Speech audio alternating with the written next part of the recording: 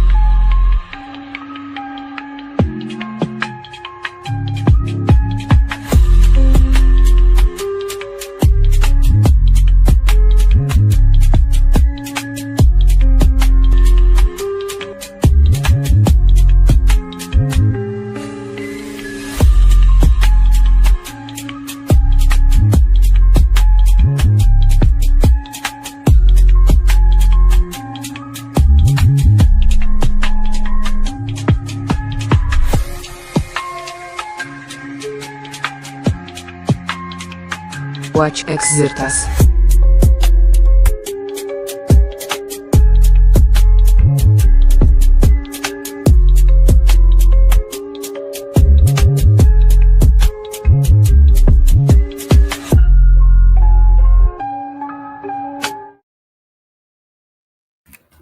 Welcome everybody. This is New Europa special edition with Andreas and Nachiketa. Very happy to have you, Nach. How are you doing? Yeah, I'm doing very well. Good to be here. Haven't talked to you guys in a while, so good to catch up. Better now? So we just see Andreas just managed to get his video stuck. Let's see. But it's fine. I'll reload. So yeah, Andreas is reloading. So as we've been sharing with you, we've been doing this trip, and also there's quite a few new developments with you going on. Where would you like to start, Nach? What is the most interesting to you? So I've this is not secret information, but I am going to a technical school to learn about what is called non-destructive testing. We have more than a month left in school, and then I will be off to work after that. But basically, non-destructive testing involves, testing metal to make sure that they are okay to be used. For Excellent. aerospace or shipbuilding, submarine building, basically. So people like myself go out and see whether or not it's okay.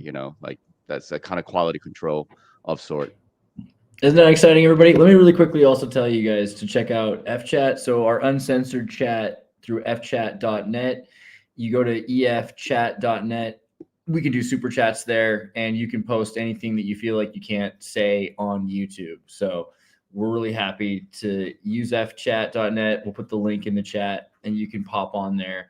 You go to fchat.net/@Xirtus, and it'll get you into the special uncensored chat room. So anything you feel like you can't say on YouTube, just do it there. Cool. All right. So you're like building spaceships, or you're making weapons for time travelers. I don't know. We don't have to go too deep into that, but it's cool that you're doing testings. Yeah, I'm not quite there yet. I mean, but I am going to be working for an industry who, may do stuff like that. So we shall see. Good point. Yeah, it's true. Well, we've known Nachiketa for a long time now. Actually, Raf's known him longer than me, but it's been we're talking years all of a sudden, which is cool because it was not that long ago that we met, but it's weird how fast time travels. Speaking of time traveling, but you were in India, right? For a long period of time. You were living amongst the indigenous, not Native Americans, but actually in India. And that's pretty exciting. Now you're back in you're back stateside. Can you say that, or is that? Yeah. No. Like I came back to the States last year, September, end of September. So it hasn't been quite a year yet. And I lived kind of like a vagabond lifestyle for a number of years. And India was a very good experience. I needed a little R&R over there and just kind of recoup and figure out what I was going on. And I could not imagine, coming back to America last year and just trying to figure out what's going on. And now, less than a year later, I'm doing this. It's been a pretty interesting journey. That's all I can say about that. That's awesome. So everyone is excited, of course, to see you back with your channel, me included. I'm very happy that it's not actually gone, but that you're just simply back all of a sudden. That's amazing. And maybe just as a very generic thing for everyone that doesn't know what that is, just like me, what is non-destructive testing? Testing something without destroying it. Can you just maybe briefly explain that to anyone of Andreas's or my audience who doesn't know about this yet, what that even could be?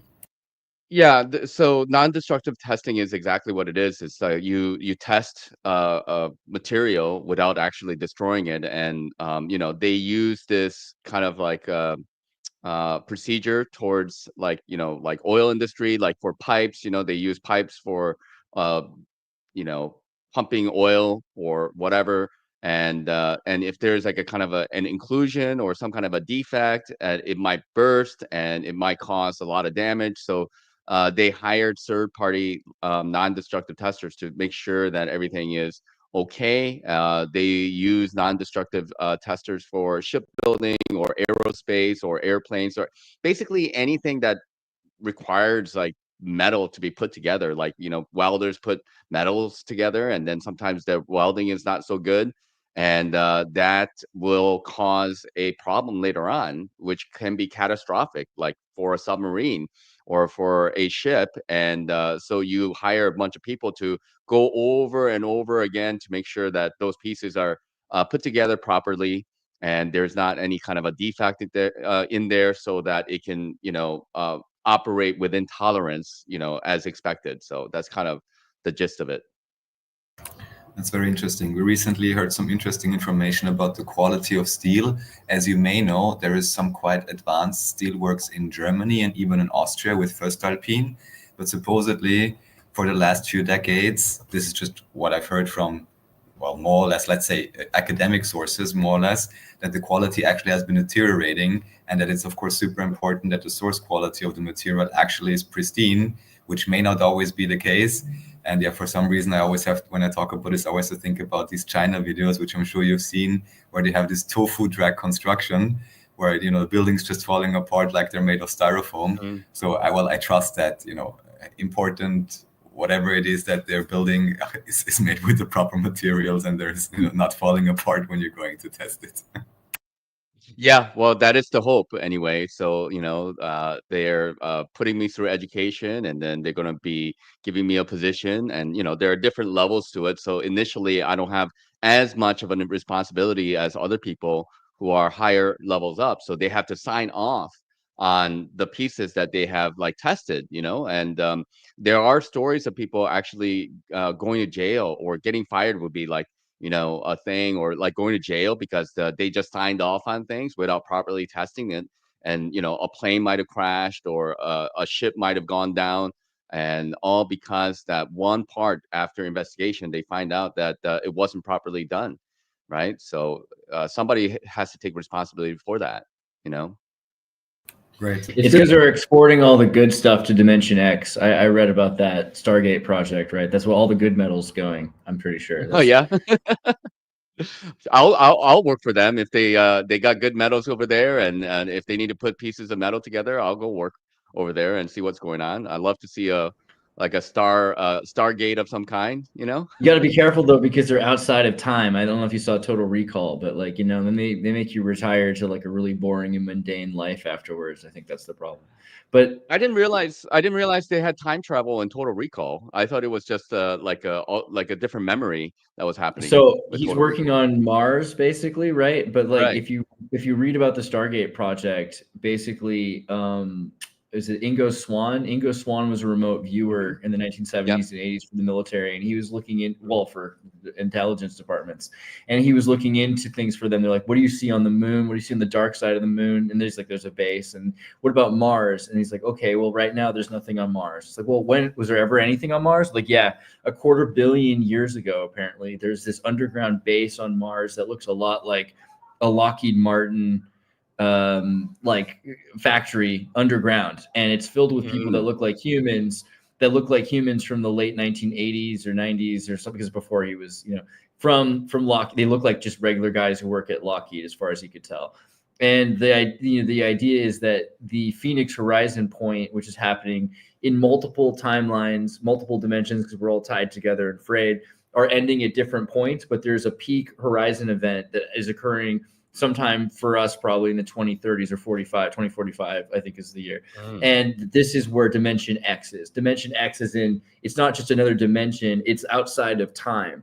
So they're at a point where they can, like, time is no longer linear, because they're able to affect, with femtotechnology, printing of the consequentialism of atomic reactions. So they can actually change how time works itself. So they're outside of time, and they're able to affect any point in the timeline. So they have to be careful about affecting the timeline. So they've removed themselves from the equation by putting themselves on Mars, which is why they have people that are working constantly for this.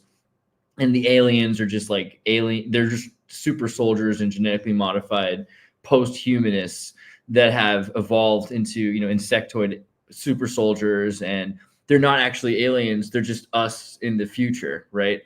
But I mean, yeah, it's a lot. I'm pretty sure that's not what they're, you know, maybe they didn't clear you for that yet, but, you know, it'll happen, I'm sure. Yeah, I remember a long time ago when I was like into ufology. There's a guy by the name of like Andrew Basiago. Have you guys ever heard of him? Like Project Pegasus. Have you ever heard of him? Yeah, for sure. Yeah, so he was like working for the CIA apparently, and he time traveled, and then they sent him to Mars, and then he apparently came back with like photographs of Mars, and there are like wild dinosaurs like running amok, you know, running out there, and they're like, you know, like wreaking havoc on Mars. I mean, that was something that I was like, you know, kind of into maybe 15 years ago plus, and then after I became kind of a quote unquote a flat earther, I don't really like that label, but I have had a different perspective about, like, you know, outer space and planets, so-called planets, and the moon. So I'm not sure if I necessarily believe that there's anything like that going on over there on Mars or Venus myself, you know, personally speaking. Maybe not right this second, but that's the beauty Yeah. of being outside of time. Yeah, for sure. Okay. I mean, one of the ideas, since we're on the topic that Andreas shared before, which I think is kind of interesting, even when Musk talks about Mars, whether, if it's properly understood, they're actually talking about, you know, a physicalized planet and a sphere as they pretend nowadays from NASA that it's supposed to be, or whether they're talking about some type of a dimensional shift or just some type of other extra planetary space or something along those lines. I'm just wondering if maybe they're just talking in codes, right? And they mean something else, but the regular people that are NASA indoctrinated, they would believe it's something so far away, something you can't reach.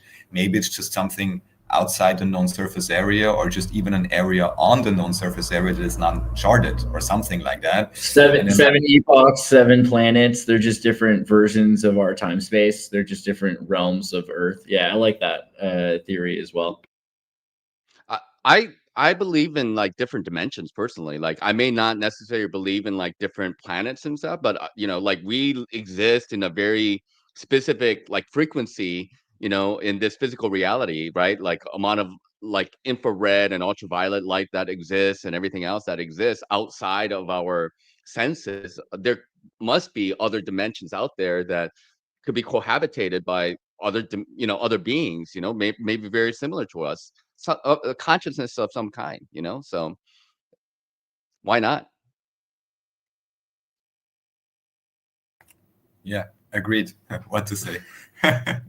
So it's great. Yeah, so it's great, all these developments going on with you. As I briefly shared with you, and I think I sent you some pictures, we've been traveling around to all kinds of quite interesting places, kind of like doing a Balkan tour. Right now we're in Montenegro. Andreas is actually sitting about 1 meter right in front of me, which is pretty fun, and also kind of Fourth How do I wall do breaking. this? It's we kind of don't manage with the hands, but at some point I can get up.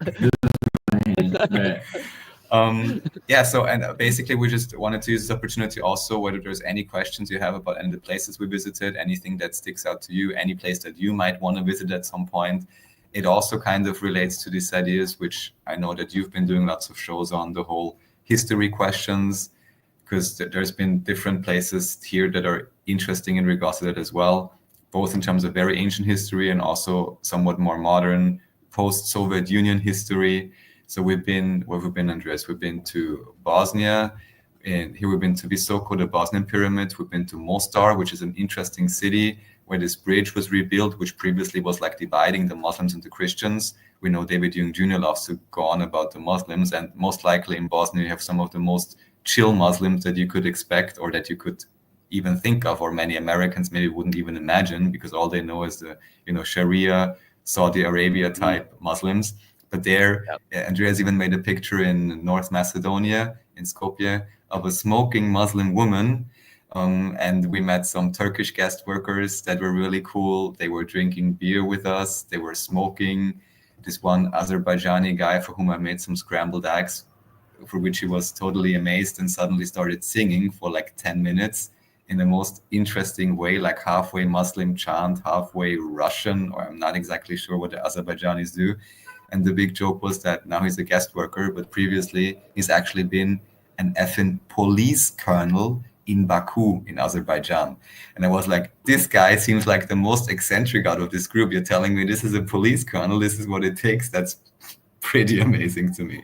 So we met some pretty cool guys.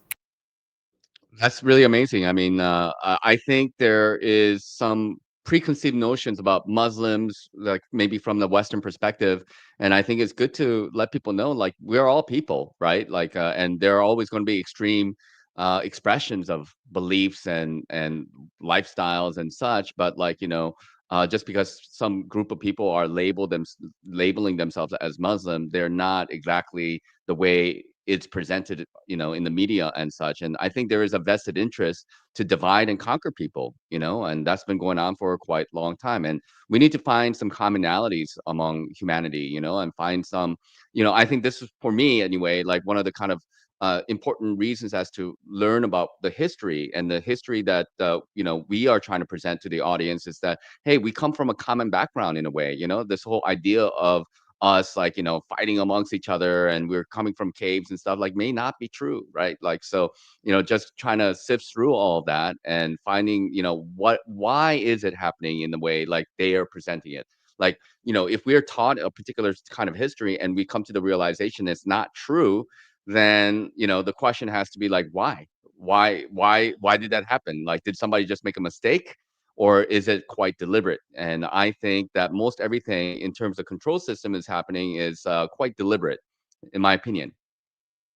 Yeah, we're getting chats right now in F chat. They're talking about the same thing, that like, we're told that we're supposed to hate each other for our different like looks or beliefs or creeds or colors. And this guy's like, yeah, I don't have a problem with Muslims. I love a lot of the Muslims I've met, which is like a big thing for the last 25 years, ever since 2001, right? September 11th, people were told, you hate this other part of the world, which they never knew about before. A lot of people were young when they started being fed that narrative, and that replaced the Russian narrative, which is now back again. And for the most part, what I've experienced, you ever see that Mad Max comic book, Spy versus Spy? There's like a little black spy and a white spy.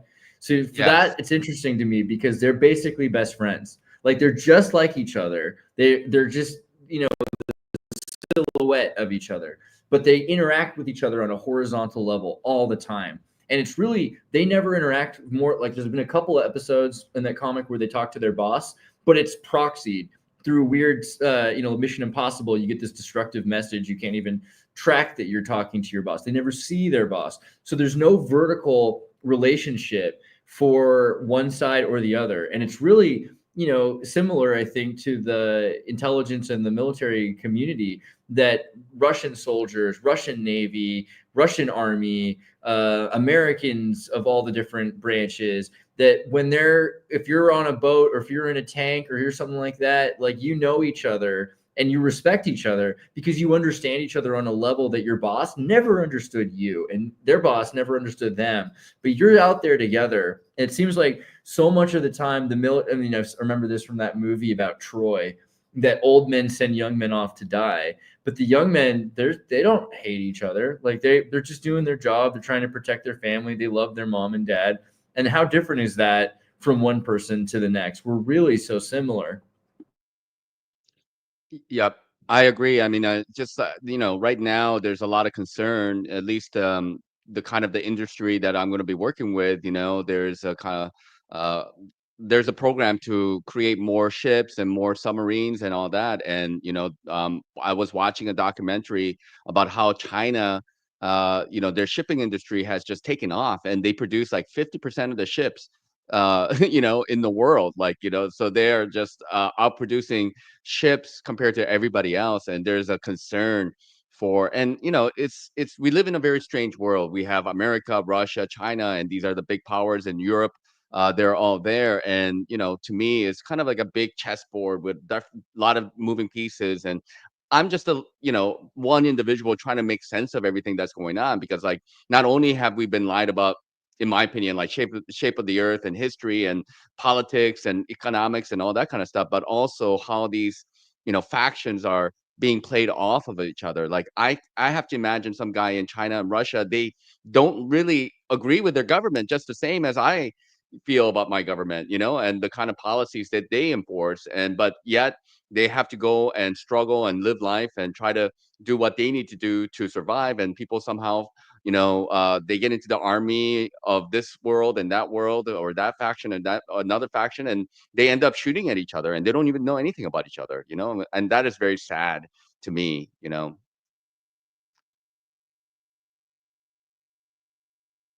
Yeah, completely agreed. It's a very strange world. All I can hope for in terms of true exploration is that whatever excess equipment is being produced by whatever group, they're not just using it to throw it at each other in a staged operation or something, just to use up the missiles or whatever they have, but actually use, whatever it may be, aircraft, ship or something, to actually explore something that's new and that's interesting, or use it for, science in the best possible way now, of course. And not just, how should I say, create it to be used up somewhere, but actually do something that can benefit the whole of humanity. That's my hope. And who knows, maybe everyone, even if we just seem like a small cog in the grand scheme, I know everyone has an influence. They can talk to the people around them. They can do their work in a particular way that maybe inspires something along those lines, because I think there's so much to gain still, even just underwater exploration, the simplest thing, right? Even for the known waters, there's so much to see and so much to explore, so much knowledge to gain, maybe even information, resources, whatever. And I just hope we see more of that in the future. Yeah, we shall see. I mean, meanwhile, we're all trying to, keep our head above water and just trying to survive. But let me ask you guys about Montenegro. Isn't that a city state, Montenegro? Almost. Andreas, you want to reply? A city state. Well, so it's the Balkanization of Yugoslavia. So, all of the states were important to Yugoslavia was actually a really big, relatively big nation with a lot of different diverse kinds of people. And over 100 years, they were kind of unified because of Tito into a singular group. But there was animosity because Croatia had been more allied, in Slovenia, with the West, Croatia particularly with America and in Germany, but Slovenia mostly with Germany and Austria because they're part of the Austro-Hungarian Empire. And Serbia was very Slavic, very proud to be Slavic. I mean, we all are, but they were interested in being more allied with Russia. And things have changed a lot in the last 10 years even because of the way Russia's relationship with Europe has changed. I mean, there's sanctions now even in Serbia and Montenegro against Russia. But, there's still a lot of Russian influence, which is really interesting. And Croatia got a lot of the coast that Bosnia would have had. Bosnia has no access to the coast except through Croatia. But Serbia was, for years, even after the fall of Yugoslavia, were part of Montenegro was part of Serbia. And they had a sort of union between Montenegro and Serbia. And Montenegro is mostly a beautiful, natural place, kind of like a perfect cross between Croatia and Bosnia.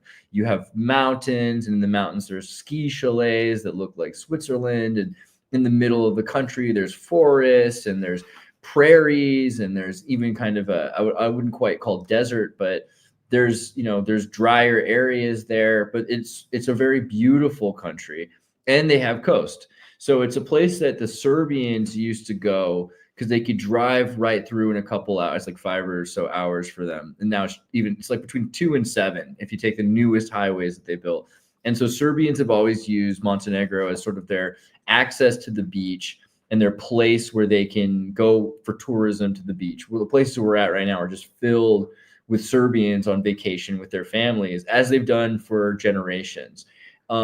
2006, that's when Montenegro really started pushing to become its own country, really. It had been its own, Slaka and Seti had been their own kingdom centuries prior, but they were happy to be part of Yugoslavia. They were happy they still love Yugoslavia here. They were happy to be part of, to be allied with Serbia.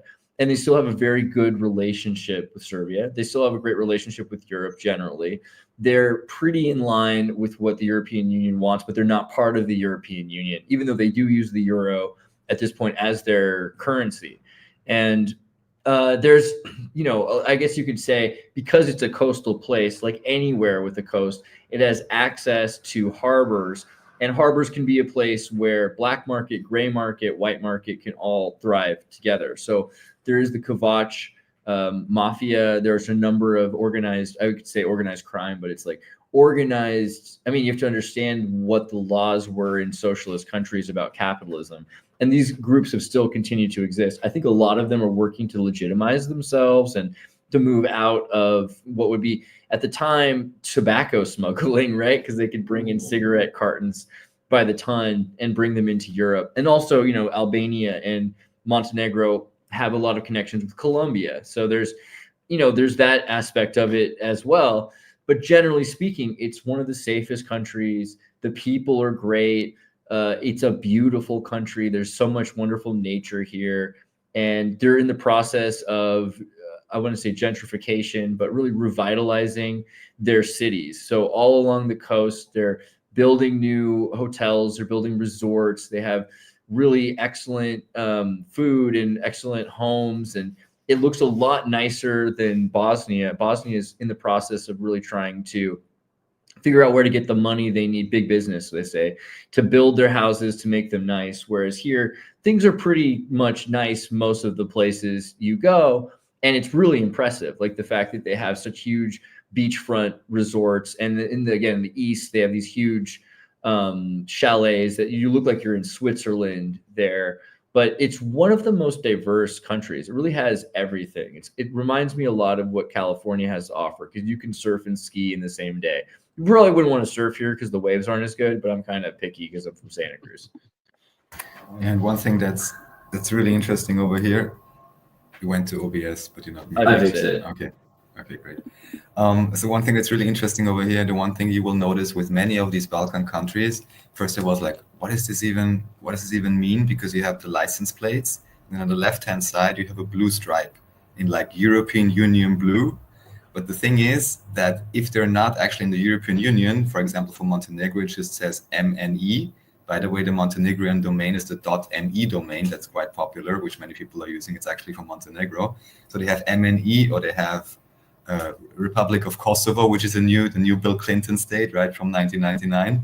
And anyways, they just have their insignia down there. It's the blue stripe, but they just don't have the European Union stars. So you can really see how they're already trying as much as possible to normalize or harmonize with European Union regulations. And in Montenegro is a special case. I think they only became independent in 2007 or something like that. And actually, what's quite interesting for a European like me, coming from Vienna using euros, is you arrive here and they only use euros.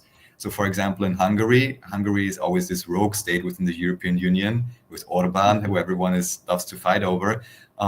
They still have the forint, but most of them accept the euro. But here in Montenegro, maybe because it's only 600,000 people, they didn't even bother to make their own currency. They just used the euro, which is very interesting and also allows you for very direct price comparisons.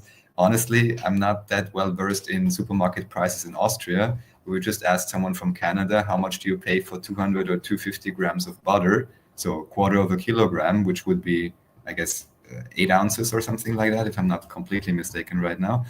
And in Canada, it's like $3 or something. And here, especially here on the coast, which is like the tourist trap region, just now again, we literally paid €6, which is, I guess, like $7 for 250 grams of butter. So it's pretty crazy.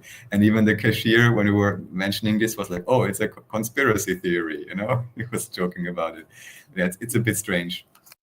That's expensive, right? I mean, that's €7 for like half a pound of butter, a little more I than think half a so. pound of butter. Yeah, that seems kind of aren't they like well known for like casinos and stuff like Montenegro or not? Yeah, there's a pretty big casino right here on the beach, and it has this really interesting symbol of 3 jokers, but one's covering his eyes like see no evil, one's covering his ears like hear no evil, one's covering his mouth like speak no evil, like monkeys, but they're jokers. And I think that kind of relates to what we said earlier about, the organized, capitalism. I'm just going to call it that because I don't know what's legal or not, but you can imagine how it works with some casinos. Like, congratulations, sir, you won $1 million.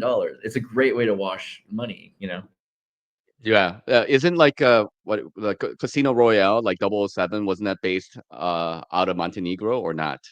Really? I didn't know that. Was it not? I know that Like the part book of it. itself, like the original Ian Fleming's Casino Royale book, was talking about Yugoslavia generally, but I think they were talking about Dubrovnik or Split, which is in Croatia. Croatia was well known. Generally, Yugoslavia became well known for where people could meet from either sides of the Allies and Axis to kind of have conversations that were maybe off the books, which is what Austria became. Yeah, a lot of levels of that.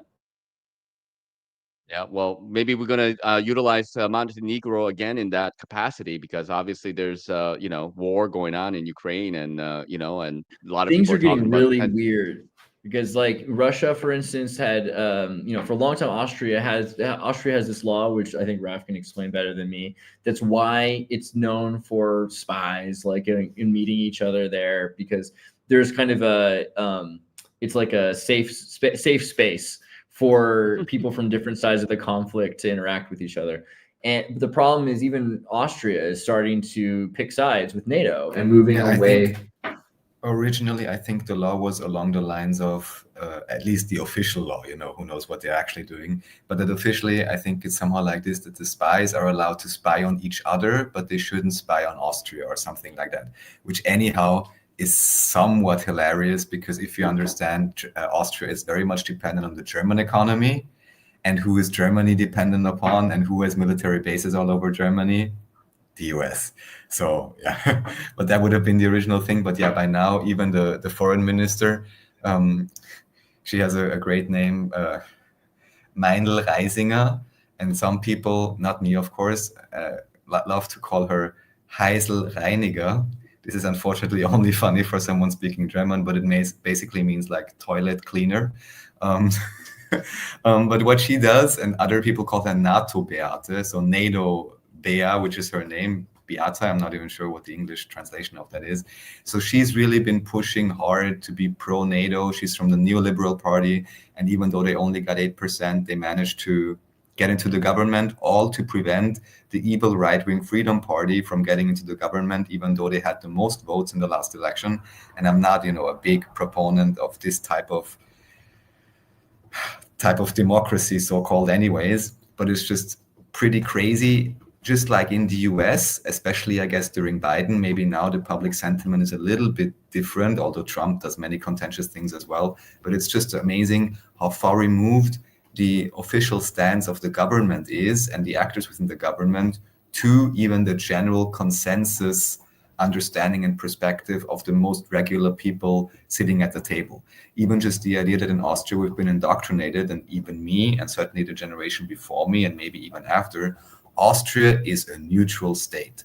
We are so happy that we have the allied powers, Russia, UK, US, and France, I want to say. Was it France already? Even though they were also occupied.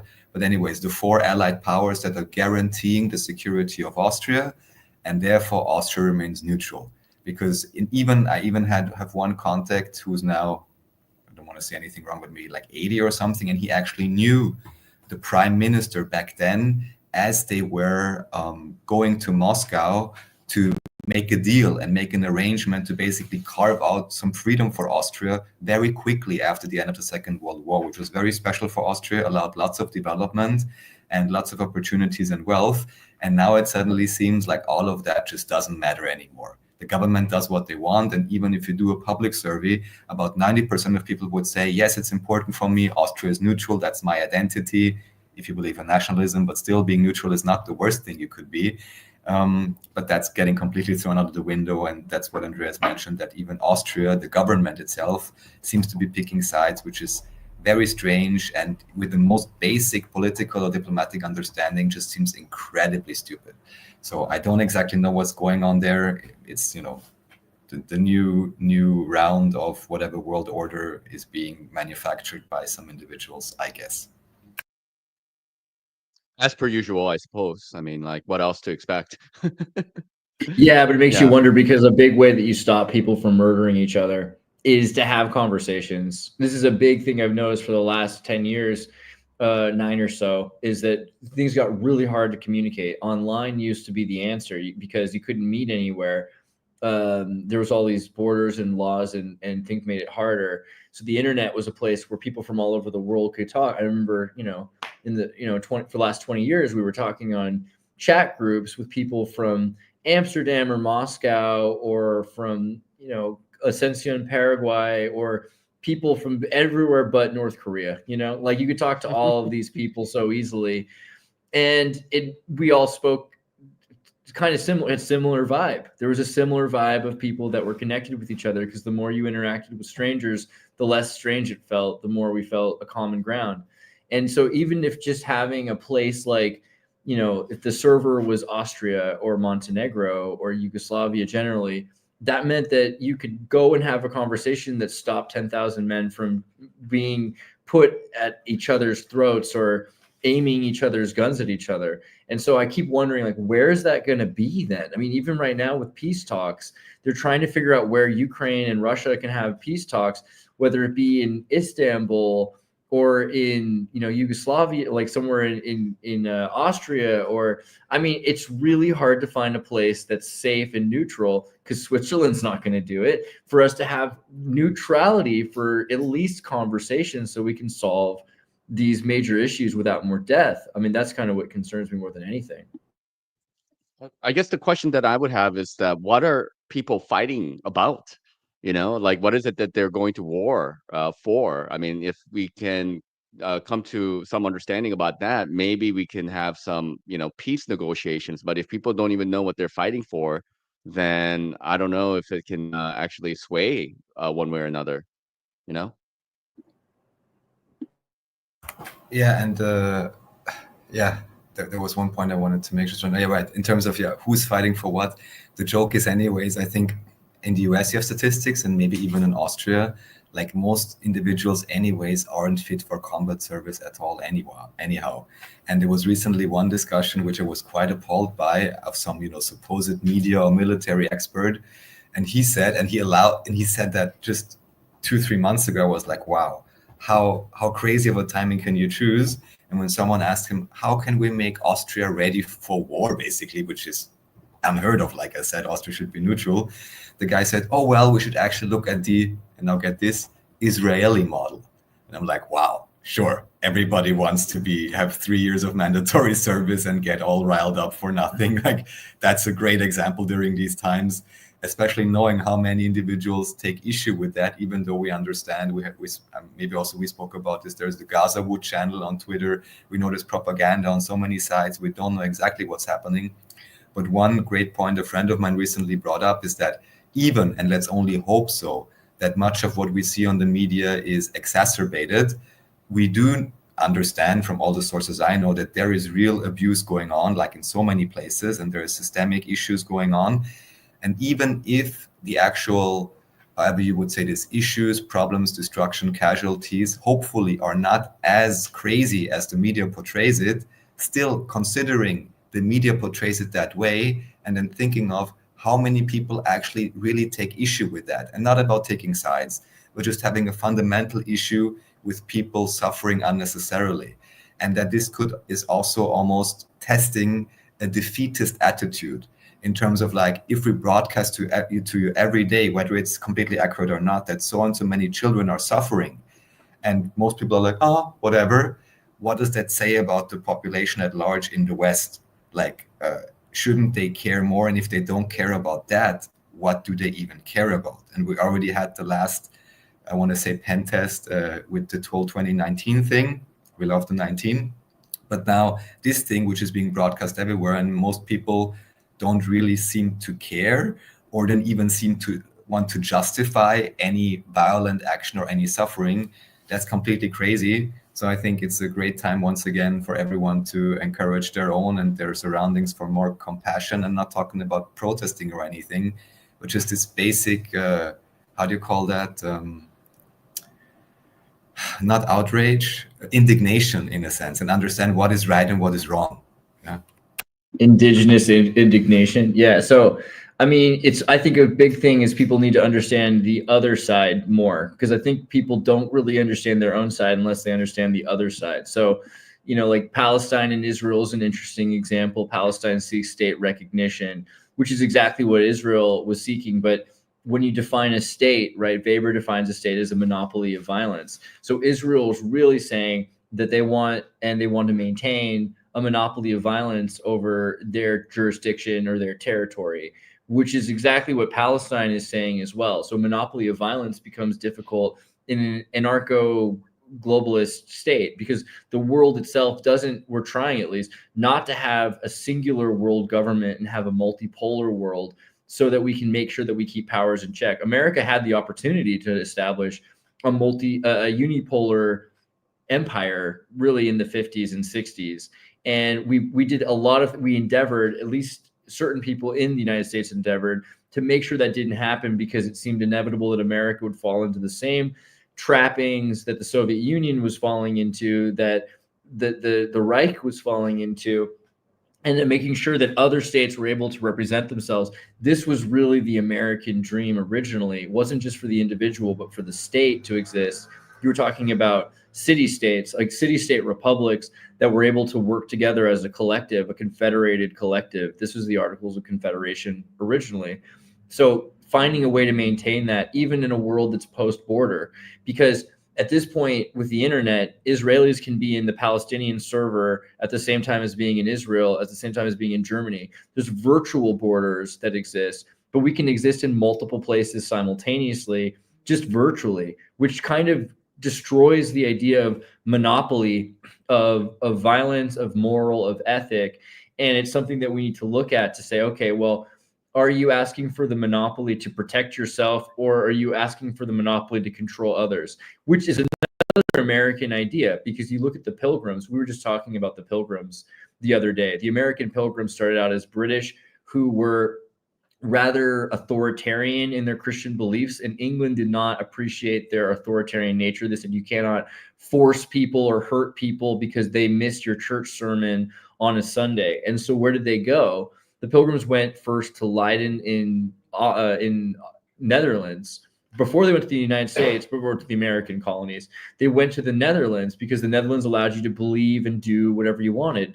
They'd already been part of Spain, which had been part of the Cordoba Caliphate. So the Netherlands had gone from paying jizya taxes to the Arabs, to paying the Catholic Church taxes, to building a grosser mercantile class and thinking we can have, Christians of Catholic or Orthodox or Protestant, or we can have Jews here even. We could have Jews. We could have atheists, right? There was never a time in history before the Dutch allowed it that you could openly be atheist. Spinozan atheism was only possible because of the Netherlands. And this was something that the Pilgrims didn't like. The Pilgrims went there so they could keep practicing their way, but it wasn't so that they could just practice that independently. And they felt that they needed to go to a place where they had monopoly of violence and control over everyone around them so they could force other people to follow their ethic and rules. And so this is something that's even built into the precedent of what it means to be an American before the colonialists. The colonialist powers thought we need to have free men that own their own property, that have bills of rights to protect themselves from each other. But that's not what the Pilgrims originally thought. So we're always dealing with that. The other issue, of course, Russia and Ukraine. Ukraine saying that they want the precedent to exist, very similarly to what Palestine is saying. Russia's claiming again that they want the monopoly of violence, right? But it's different than that, because Russia, which is a long-standing nation state with a lot of territory, has often seen the encroachment of the collective of the NATO powers of Operation Gladio. So the United States, in lieu of creating the American empire, created with Operation Gladio the NATO system, which would allow for the monarchy and the Atlanticists to work together to kind of establish a naval control over the world. This is an extension of what happened in the 1600s under the Barbary pirate wars into the 19th century, where pirates were living in the ocean was essentially an anarchist commons, where and they still technically are, where no one's supposed to control anything other than certain jurisdiction outside of their state. But during this time, the naval officers were able to establish control over certain trade routes. This is why we talk about pirate waters in Somalia and everything, because there are certain areas where they don't control monopoly of force over their own naval powers. But NATO has worked to control not only the land, not only the sea, but now the air. And so Russia's main concern, of course, is that if NATO's building bases on the borders of Russia, which Ukraine's on the border of Russia, then it makes it impossible to maintain their own sovereignty or their own independence or even their own monopoly of violence over their own jurisdiction. Because with very little effort, almost instantaneously, weapons can be very quickly deployed from anyone who could have been considered their allies, who considers themselves immediately as their enemies. And this is something that NATO has pushed and tested. They're no longer looking at themselves as potential allies to Russia. They're actually posing themselves as virtual enemies. And so Russia is trying to figure out a way of protecting its ability to exist, which is not any different than what Israel or Palestine or Ukraine are trying to do. But we're not able to look at that objectively or neutrally, because we're always coming from the perspective that we're in the enforced perspective. And that perspective can only be enforced by limiting the communication between people from different sides of the world. Yeah.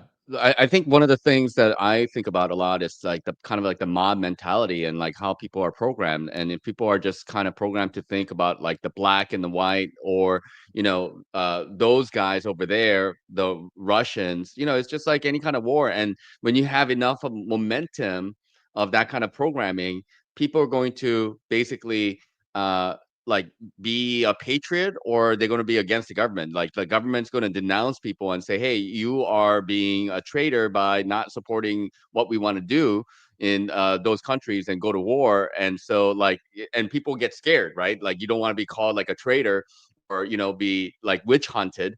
And then so everybody's like, oh yes, we need to go to war, we need to go bomb these people or that people. And it becomes like a force to be reckoned with. Yes, there are going to be few people who have stood against that, but history has shown that vast majority of people tend to just kind of go along to get along type of deal. So how do we change that for the next time around? Yeah, great points. I just want to bring up something that Dreamland said, which I think is very interesting and correct. So if someone hasn't harmed you, don't harm them. Soldiers are told not to follow unlawful orders. That means they do not have to take an order to do whatever they would do, because they are to use their own common sense. And even actually for parliamentarians, at least in Austria, have the same thing. There is something called decision by consciousness or conscience. But however, within the party system, of course, I almost want to say it's somewhat dictatorial, because if you don't comply to the two head guys of the parties, they're just going to not allow you to be reelected next time, right? And there's even processes to remove your immunity and things like that if you do anything too much against the party line or against the common democratic so-called consensus. And then she says, yeah, that's how leaders keep their hands clean. They didn't do the harm, even though they ordered it. and other countries just think they have to protect themselves. Vicious cycle. And I can only say, believe it or not, I was merely, a lowly conscript. I managed 1 level up, so 1 star when I was within the army, which is the regular thing you do when you're there for 6 months. But even I remember there was something, I forgot the proper word now in German and in English, but it's not restitution, but reclamation or something like that. So if you're, and they taught us this in the most basic training, and trust me, I only underwent the most basic 6-week training. And they said, if there is an order that you take issue with or that you think that you shouldn't comply to, you don't have to do it. And you write a written statement, which goes to the commanding officer, whoever else, and then gets processed legally, something along those lines. But of course, the question is, in the heat of battle, or considering how many mercenary companies, which are even officially just companies, are being used, that's probably a different ballgame. And that's even more ways how those that, for whatever profit motive or insanity motive, want war and violence and destruction, can get away with it. And it also reminds me of this, some people say, how do you say, ritualistic or magical thinking or karma thinking, like, oh, I didn't really do it. I gave you the choice to say no. You didn't say no, just as we've seen in the lockdown period now. And that, it seems, how they get around to it. But again, it appears that still, spiritual woo-woo here or there, but it really comes back down to individual consciousness and individual conscience as to whether we can change anything in the end, or whether we can choose a different route. Yeah, only thing that you need to do in the time of war, and things are actually happening and bullets are flying over your head, and a few individual refusing orders, you make an example out of them, and most everybody's going to get in line. So I mean, you're talking about like quite serious stuff. Like the whole operation and the way in which that they have to project their control is to make sure that everybody is following orders, even if it means killing the innocent or going and doing a suicide mission, those type of thing. But if people are not doing that, then, because like the idea is that you're doing this for the greater good and for the win, and, there's always some politics involved and demoralization and all that. But, but everybody has to, like, that's beyond their pay grade of a mere soldier to go there, and like for them it's like they just have to do what's been told to them for the most part, so I don't know. I think a great example would be how the world how strategies were inspired by the Christmas truce of World War I in December 1914, because there's a trench war in the Western Front, and you have to remember also World War I was King George V of England. He was essentially he was the grandson of Queen Victoria. Kaiser Wilhelm II of Germany was also the grandson of Queen Victoria. Tsar Nicholas in Russia, his wife was the granddaughter of Queen Victoria. King Albert I of Belgium was also I don't think the grandson, but he was like the nephew or great nephew of Queen Victoria. King Victor in Italy, he was also a descendant from the House of Savoy through Queen Victoria. So they're all families of Queen Victoria that had somehow ended up in power of Europe. And you can see the closer they were, the more likely they were to stay in power, right? I mean, King Albert and King Victor both were less important. Tsar Nicholas, look what happened to the Nicholas dynasty, the complete destruction of their families. But Germany and England, particularly, along with Belgium, they were all in the trenches together, and they were shooting at each other all the time, not seeing each other because you're hiding in the trenches and you're shooting from one trench to the other trench until Christmas time. And then when Christmas happened, all fire ceased. They went into each other's trenches. They met each other. They shared cigarettes. They shared coffee. They started singing songs together, Christmas songs. Like, you like Christmas? I love Christmas. You miss your mom? Dang, I miss my mom too. This is your girlfriend's picture? Look at my girlfriend's picture. This is what soldiers did when they weren't murdering each other. They realized how much they had in common. And I think this was a major reason why World War I worked out the way it did. And even despite the fact that these sides were fighting against each other, they didn't understand when they first got in there. They just saw propaganda that told them this was going to be a fun, exciting adventure for them. They get to leave their cities, and they get to leave the countryside, and they get to end up in these really exciting circumstances, which were like in the mud and trenches. But, eventually, now today, think about how NATO and a lot of the Western powers particularly have these international military games and peacekeeping efforts that where militaries actually compete with each other and cooperate in order to interact and realize that they're not that different, that they're really similar, that if there was really some sort of extraneous external threat, like a violent force, act of God, of nature, or of space, aliens, or whatever it is, that, like we could work together. I think that was something that was kind of a lost opportunity in the 2020s after this 19 pen test, as you were referring to it, because this is an example that could have been used for more international alliances. And instead we saw maybe a strengthening of the NATO empire and a strengthening of BRICS working against each other to create two sides that felt animosity, that one had to lose for the other to win. And that's exactly the opposite of what we should have expected from anything that psychologically we looked at as a threat to a universal threat. A universal threat that's coming from outside of humanity is something that we should be working together for rather than against each other. And this is exactly, what did we do? We isolated ourselves individually and by states. We did everything we could psychologically to show that you have to be afraid of each other, both on your street and across the Atlantic or the Pacific, that people can't trust to work with each other, that people can't trust to exist with each other, that you're all on your own. These are the kinds of reinforced ideals that were pushed in the last 5 years alone. I think that really took us a step back from where we were before that, which was clearly, everyone I know from Russia loves Steven Seagal.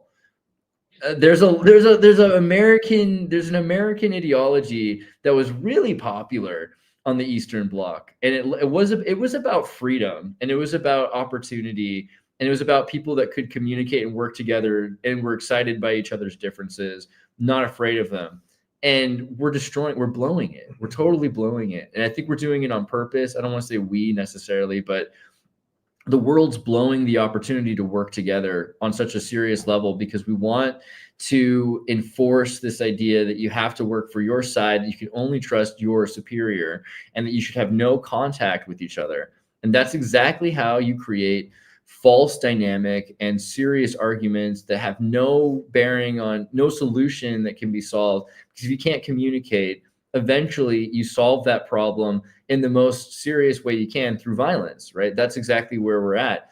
There's no reason for it. We could easily be proving to each other that we're capable and equal, not that one is evil and that the other is pure, right? This is not the way to solve any sort of world conflict, not legitimately.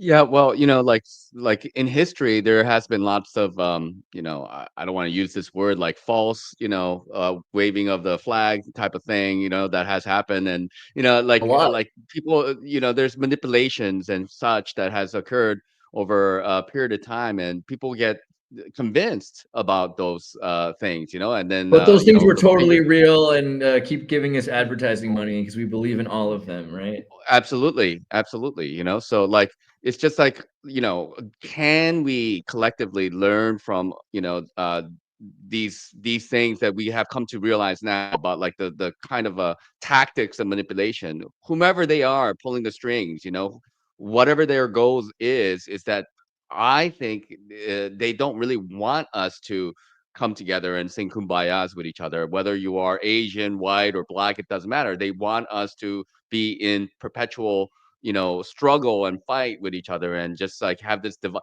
And that's the divide and conquer. That's the divide and conquer that is still happening now, and that has been happening for a long period of time as well. So how do we avoid it? You have to make war way more expensive and less profitable.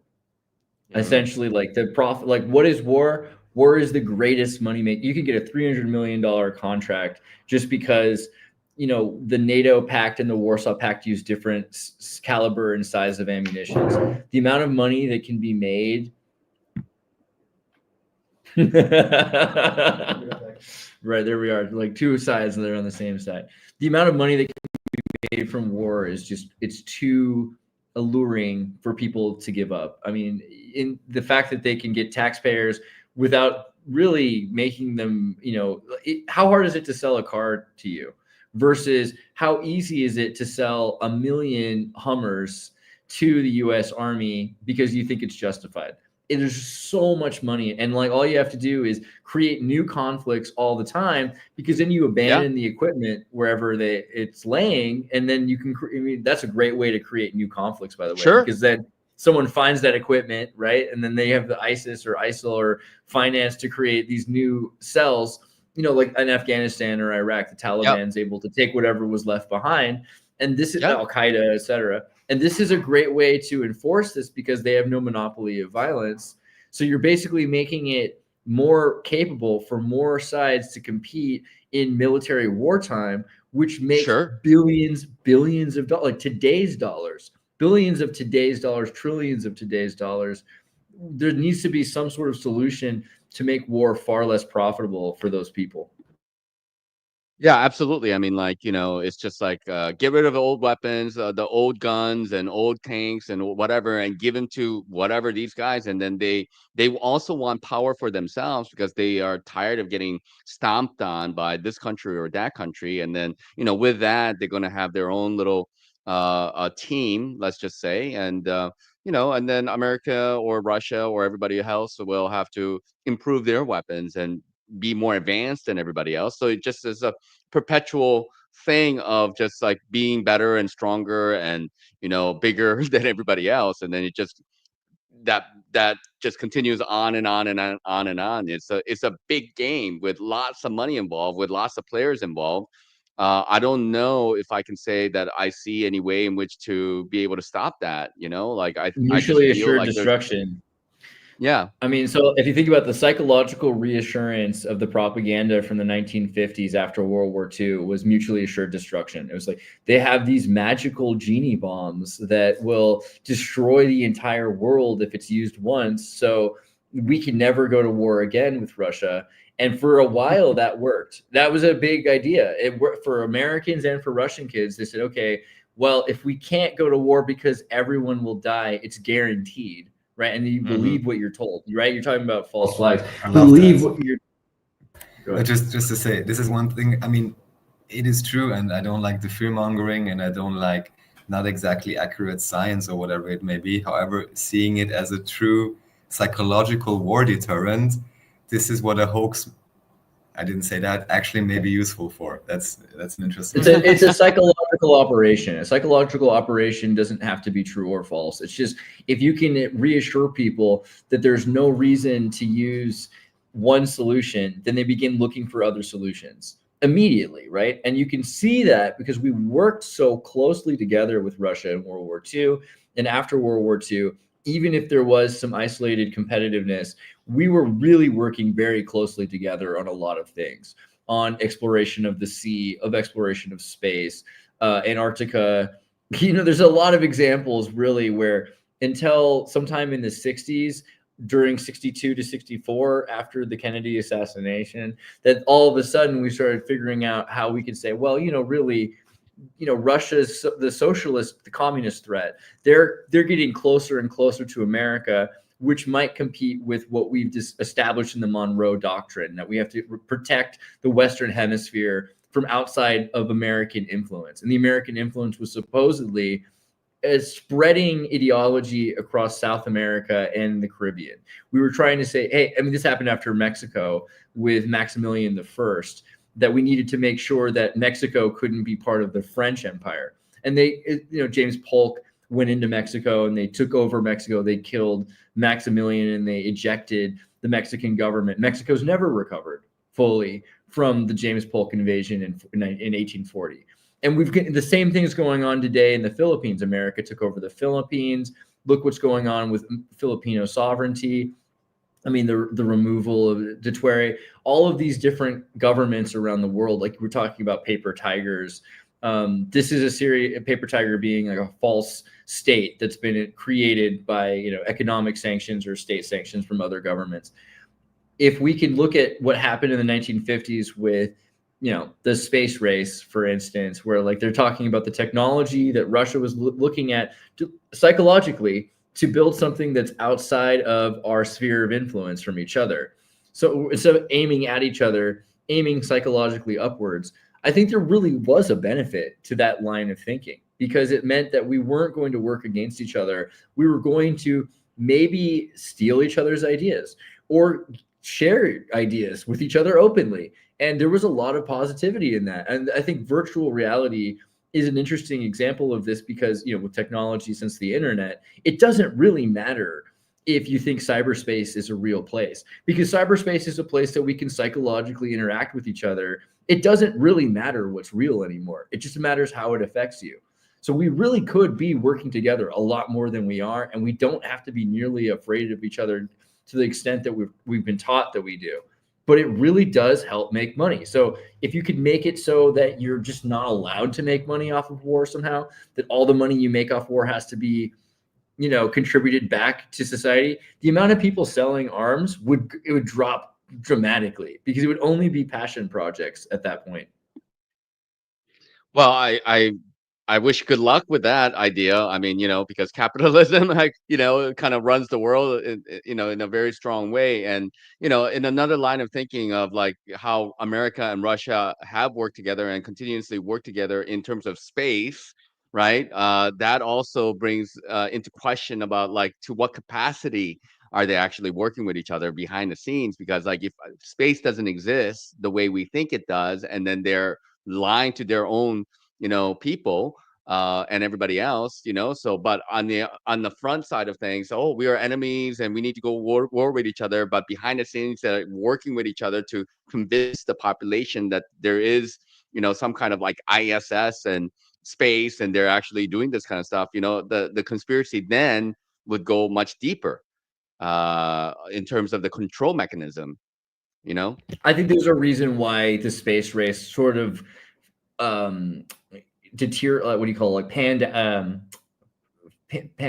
what do you call it, what's the word, where like it sort of fizzled out. The space race sort of fizzled out as the internet became a thing that people could use, because it became a much more viable tactile way of us to interact in something that cyberspace replaced space greatly. And the amount of people that were working together in technology, I mean, this completely replaced the ideas that we were focused on in the 60s and 70s, particularly the 70s, right?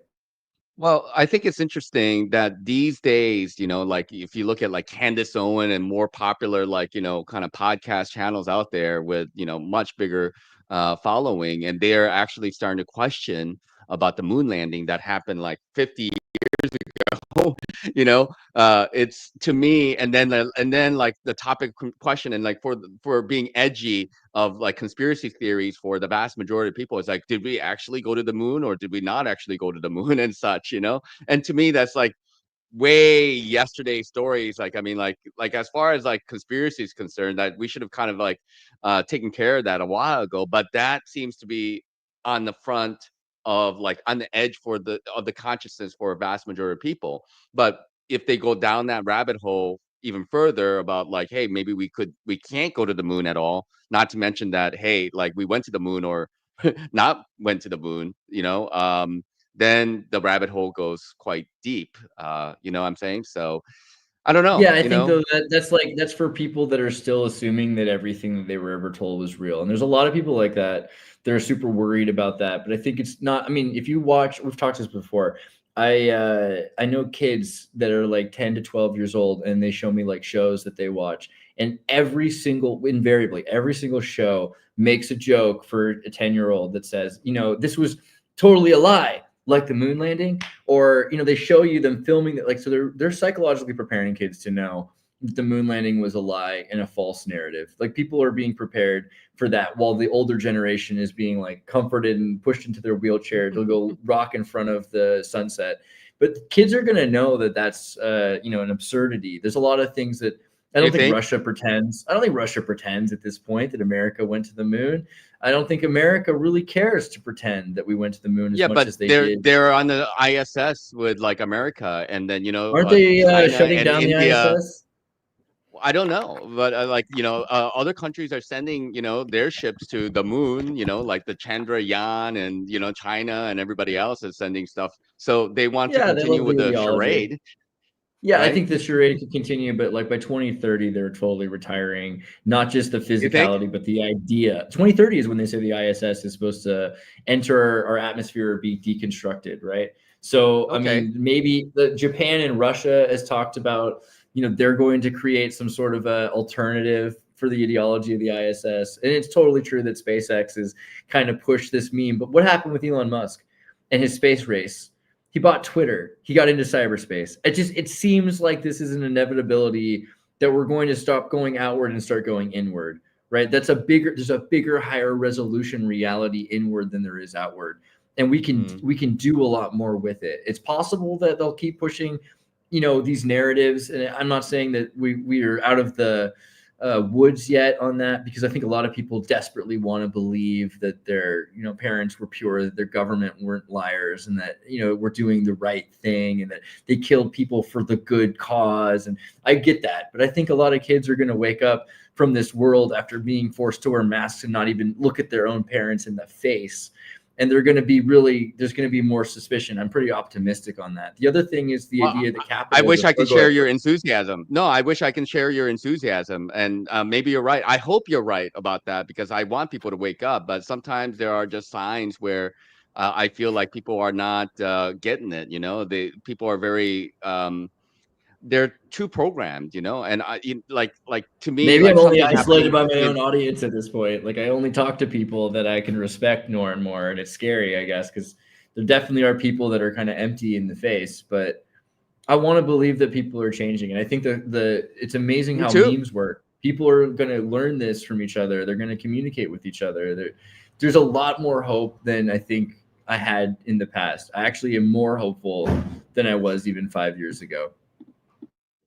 That's great. That's great. And I, like I said, like I hope you're right. I hope people do wake up, and maybe there has to be at some point that people, because like to me, something happening in 2030 is just like kicking the can down the road. It's like, oh, like 10, 20 years ago, they'll talk about like how they're going to explain about like Challenger, or, how we didn't go to the moon, and we'll figure it out somewhere down the line. And everybody think, okay, if we got given enough time, we'll just come to an understanding of how all the conspiracies is working. But they're just buying time for themselves, and and people are like happy with the notion that they're going to get everything all figured out. But meanwhile, the programming continues The with mass. telescopic nature, yeah, but the masks are going away. Governments are talking, or already, if they can admit that the last 5 years weren't fully authentic and sincere, then they can do the same thing with the last 50 years. And 5 years, the time is telescoping so quickly now that 20 years goes by so quickly. 5 years is going to go by even quicker. I think that kids are seeing these changes happen, and they're testing the field for that. The other thing, we were talking about capitalism, right? And I don't necessarily agree that we live in a capitalist world. I think that we live in a feudal world, right? We have feudal states with feudal oligarchs that are giving as little as possible for as much of the wealth as they can accumulate. Oh yeah. But this isn't actually creating a capital gain. Capital gains were something that were lost with the Native Americans. Like Native American Indians would take a buffalo from a herd and they would make jackets. They had food and everything else. They actually created capital gains from the commons, right? So capitalism has been dead for over 100 years. And if we're looking at a future of capitalism, then I think like monetized competition and strategy of cooperation, you could look at, again, after the nuclear world peace summits of the 1950s and 60s, because of nuclear reassured destruction, that we ended up in a situation where we no longer had to worry about how the world was going to destroy itself. So we could put that effort into building military industrial complex. And we ended up with people buying better cars, people going to better schools, people learning how to create better technology. The entire cyberspace that does actually exist happened because of the mutually assured destruction and the world peace that was gained there. And the only capitalism we've seen in the last 70 years has been virtual in that respect, but the innovations that come from that have accumulated and created so much more wealth, so much more opportunity, so much more promise, so much more access to resources than I've ever seen before, that I think that that's the answer, really. If we can start to show them that they have far more money to make if they start working together than against each other. Yeah, well, I don't disagree that maybe true capitalism doesn't exist just because we don't have free market, anymore. Because in order to have free market, you need to have less regulations and government sanctions, and who can play the game and who can't play the game. Most Well, people are it's struggling to like make businesses and such. but it's not But really capitalism at all. See, that's what I'm saying. Like, so no, capitalism requires I capital agree. gain. It's actually redistribution of resources. It's communism, space communism, because we've created a system where resources that do exist are redistributed not to the Or many but to the fascism. few. Yeah, it's a form of fascism, but Yeah. democratic capitalism or democratic economics is one of the fundamentals of Marxism. And so it doesn't Mhm. necessarily mean that everyone gets an equal, equitable share. Marx talked about each according to their needs. So if an oligarch needs more to control and maintain the economic status quo, then they're going to get more resources. So you have state powers, you have oligarchs, you have corporations that are able to redistribute and take, they're distributed to the resources that belonged to individuals. It's the nightmare form of Marxism, but it's exactly what we're seeing in this world. Nothing new is being created, no new resources are being accumulated. These are things that we lost. 1600s, Sir Francis Drake coming to the Western Hemisphere, the amount of gold that no one knew existed in Europe, these were new resources that were capital gains. Today, we know what resources exist. We take them from people and then we give them to the corporations or the states or oligarchs. So resource redistribution is not the same as capital gain. Virtual reality has allowed for capital gain because we're creating new systems that can take already existing ideas. AI, for instance, is just a scrape of all of them of human history, and then putting them together to make things that didn't exist in the past, right? These are capital gains. The only capital gains I can see in the last 70 years are virtual. There's no new resources being accumulated. We're maybe aware of the resources that exist more than ever, and we're able to figure out how to better utilize those resources. We're using less steel to make cars. We're finding more gold underground. But generally speaking, we have a pretty good idea of what exists, and we're not actually gaining anything right now. We're just redistributing it to warlords. I don't know. I don't really have a response to that. Raphael, do you have any thoughts? Well, I think there's a point to be made. For some reason, the first thing, as Andreas was going off on that, I'm thinking of is open source. And at the very least, that even through the whole digital realm and all these virtual things, as unreal as it may seem, but then we may also argue, isn't this reality already God's simulation in itself? And this is just, the next layer down. And it's all about how we interact with that. But at least open source for me is always the first thing that comes to mind, where I'm like, well, actually it is possible, at least in this realm, we can like play test it. What if we share the source code? What if we share the source information and everyone contributes to it? People can still in some way, shape or form individually make profit. But basically, actually, we've been talking to Michel Bauens. I can highly recommend everyone to check out that interview. One of the most interesting guys talking about the state of economy and how we can untie that knot. But it almost seems like, as an example, with open source software, we are rebuilding the commons in a way, or we are reinstituting the commons like a common thing that everyone can benefit from, instead of what we had previously, everyone trying to making everything proprietary only for themselves and then fighting against each other. I'm thinking about this often with any software, any game, anything that is in that realm. If it is open source, usually you can get higher quality control, you get better security, you have so many benefits. And of course, this may just be a hope, but at the same time, everyone can align themselves towards that direction in terms of relearning again that it is actually beneficial for everyone if we all contribute and share, rather than everyone trying to take their piece of the pie, and instead we can make a much bigger pie, which is even replenishable, let's say. So that's just one example that I think is recent, where maybe this whole virtual realm can help us to relearn that the commons is very valuable. And just as we should take care of the source code and all contribute, we should take care of the land code, or whatever you want to call it, and be diligent stewards of whatever resources we have. And of course, at the same time, calling out whoever is a bad actor, no matter on what level of the ladder we may find them.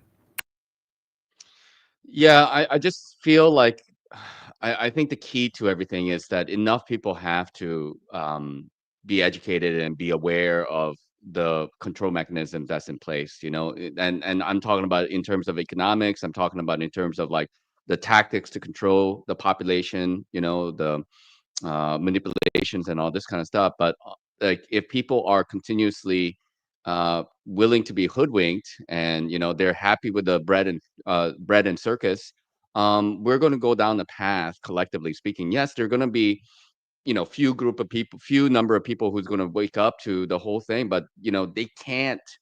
I don't think unless enough people start to wake up, they can't change the world. I I don't disagree that we want to make peace more profitable than war. That will be the way to do it, but how we go about doing that, because like I agree, like these are psychopaths and people who are really demented.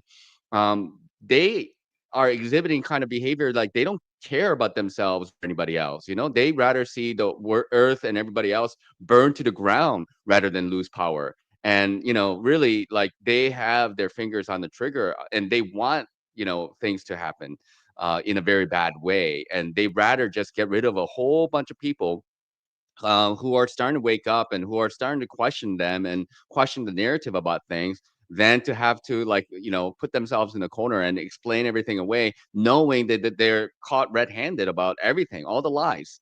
And people are waking up, but the question then becomes like, are they going to wake up before they get incinerated?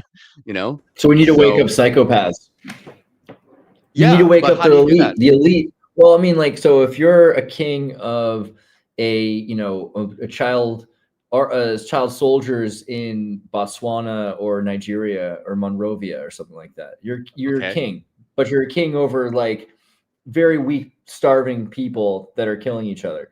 Or you're the king of Sweden. Like let's just pretend that the king of Sweden has like all these great universities. You have all these intelligent. You don't just have child slaves. You have doctors slaves. You have lawyer slaves.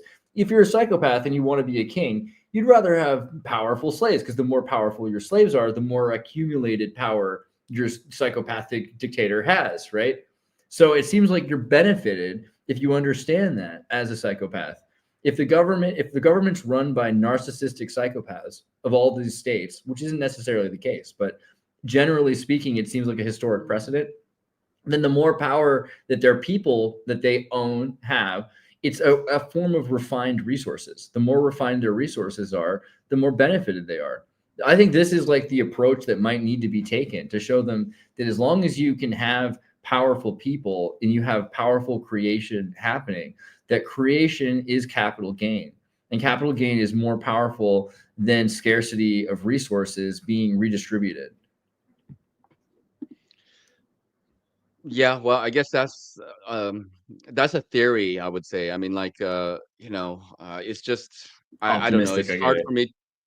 I just feel like the at least statistically speaking, psychopaths and narcissists don't change their ways anytime soon. People who tend to and they're programmed. Yeah, yeah. Maybe they were abused or programmed in a particular way, and I think the control mechanism goes very deep, including PDF stuff and adrenal thing, and I'm talking about. So all that gets like kind of like intermixed with the government and the people who are part of all that. So it's a big network of bunch of different people, and the shadow government, and I don't know. It's a big world out there, and it's to unravel it all. I just feel like maybe sometimes a reset button is needed. I'm not sure. I'm not sure. Like because like unless and if you want to be like the change, and you go into the government knowing what you might not be able to make it through. Without an accident or or something happening. Right? Because like people do get sidelined.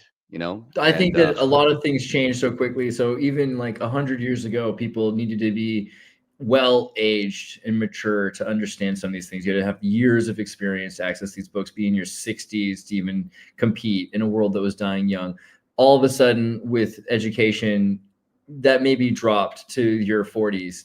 And with literature and libraries and the Hellfire Society, like the Freemasons of the 19th century, by the 20th century, with certain kinds of university and really with media, I think with media, that might have dropped into the 30s. And the experiences that you can learn that happened just a decade prior to you. This is something that's changed so much. And then by the time that we were growing up, MTV was necessary to indoctrinate children as rapidly as possible because they needed kids to vote as young as possible in order to be naive enough and ill-informed enough to believe in this system without understanding its flaws. Now, again, talking to 10-year-olds that think that the moon landing is fake, I think we're getting to a point where they're losing their constituency before they can even get them to vote for them.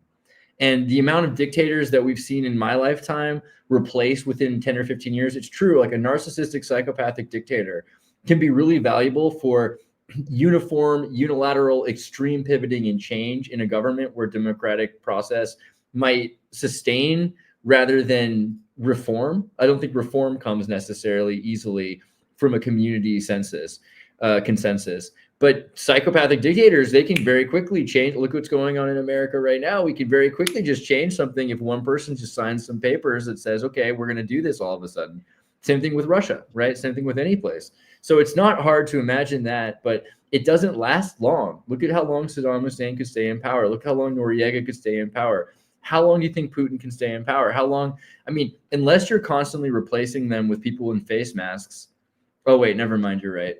Well, I mean, that is assuming that these people are actually in power. I mean, I would beg to differ that, they're just showpieces as far as I'm concerned. Like, they're the ones out there flying airplanes and shaking hands and waving their hand around in front of TV. And who knows how many iterations of them are actually out there. I think there could be multiple versions of Putin, and there could be multiple versions of Trump and the Pope, and maybe there's what a crazy AI thing to say. Advertising keep Yeah. giving us money. This is a silly idea. Yeah. We don't believe that at all. Yeah. Oh, yeah. I'm crazy, and don't mind what I have to say about this. But What an interesting like idea that you propose that we can all meditate. it's a upon. novel idea for sure. It's definitely a novel idea. It's a little bit out there, I know, and just take it with a big truck full of salt, everybody. I mean, I'm not saying that these people don't have power, but I'm saying that they could have a lot of power, actually. Yeah. Trump is actually the one who is running everything. Pretty sure, Such a stable genius, such a coherent, stable genius. Yeah, absolutely. So, again, it's like this charade of like people like talking about even that, like voting, and we just have to vote harder, right? And then we can change reality if we just went out and vote harder and say, hey, those elephant people are good, those donkey people are bad, or vice versa, and really, don't ever talk about anything that's important in this reality, and that's how we're going to solve everything.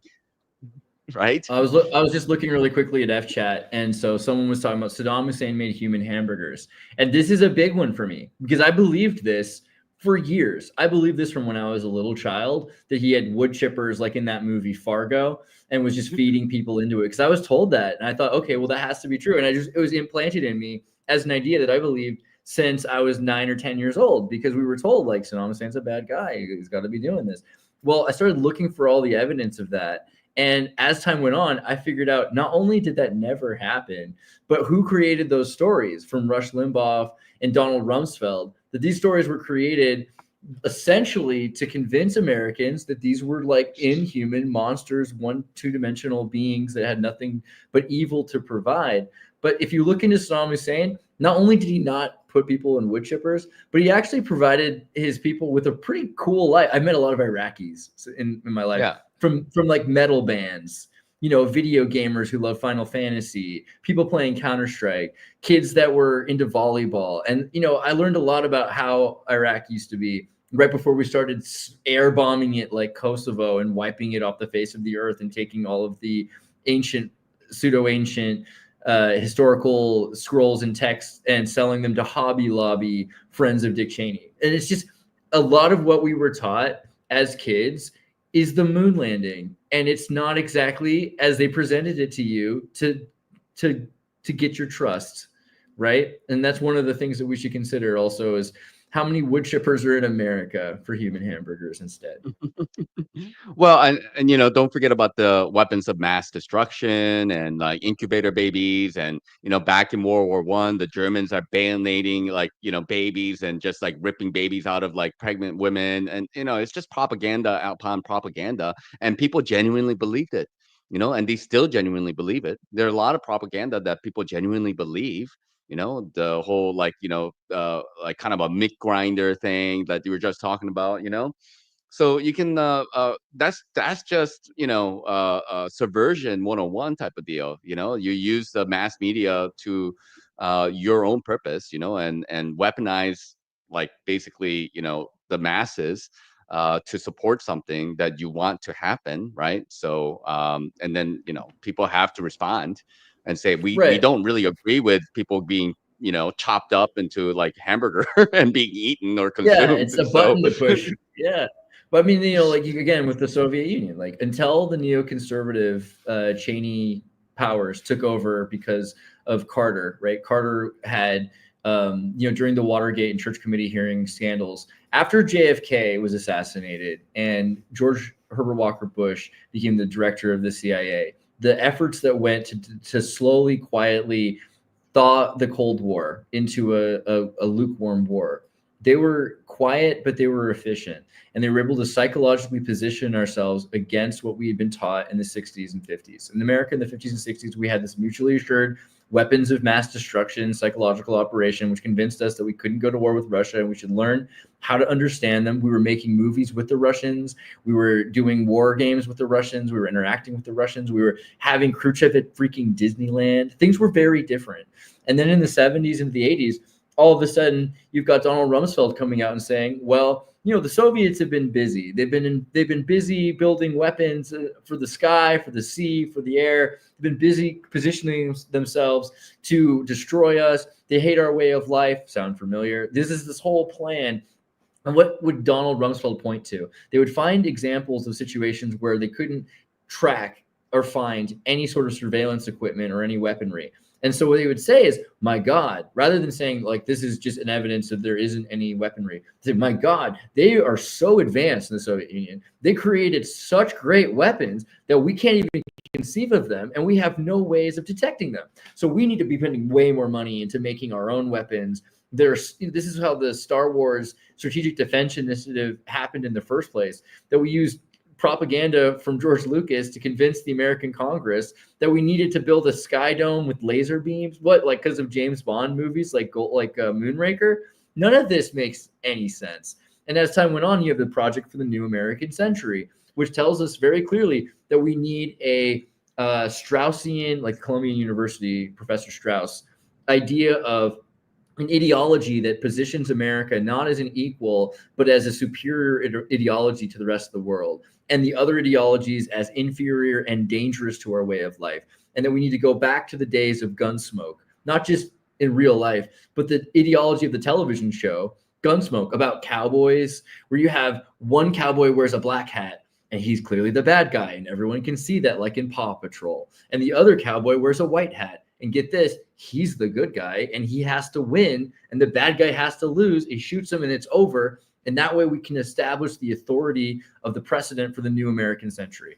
All of this right before September 11th and the Jet Jubilee that was the collapse of Tower 7, right? This is all playbook. This is all simple playbook. It's stuff that we couldn't talk about for decades, but we all have the paperwork now. And it doesn't matter. It's too late. There's nothing we can do about it. Enron and Wookiee Corp are gone.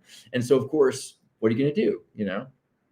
Yeah, well, I mean, like, I think the point that I would make is that, like, look, like, if those things were going to happen for a long time, that's been planned out. The buildings went up in 1968, and then 33 years later they pulled it, and so like maybe they've already thought about wanting to do all this like a long time, and so we're kind of like living out our existence in the plan, a big scheme of things, and I don't know, like there's some part of me that is telling me it's like, well, we're just kind of like rolling with the punches, it's just happening as it just unfolds. And I'm not sure how much, like maybe we have no choice but to actually experience whatever they have planned out for the rest of humanity. I wonder, you know? So one thing I would say is what we don't know, of course, is how many things were actually planned.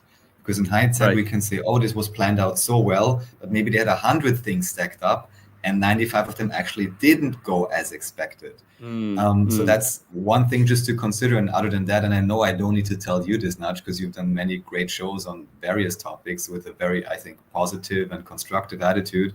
What I get down to then in the end is, even if some of this or much of the propaganda would be real, and it is such a, incredibly complicated and opposing system that oppresses individuals, still, for me, the only practical thing to do is simply still to keep going and do the best that everyone can individually. That's just a practical thing anyways, but at the same time, I would really ask the question, just like I said now, how many things actually didn't work out, and how many of those apparently so powerful individuals are equally just rolling with the punches, pulling out this plan and that plan, and then one thing really works out well, then they make sure, of course, to publicize it and create 10 different rabbit holes people can go down and be like, oh my God, they're so amazing, they're so exact, you can't escape them, there's no chance.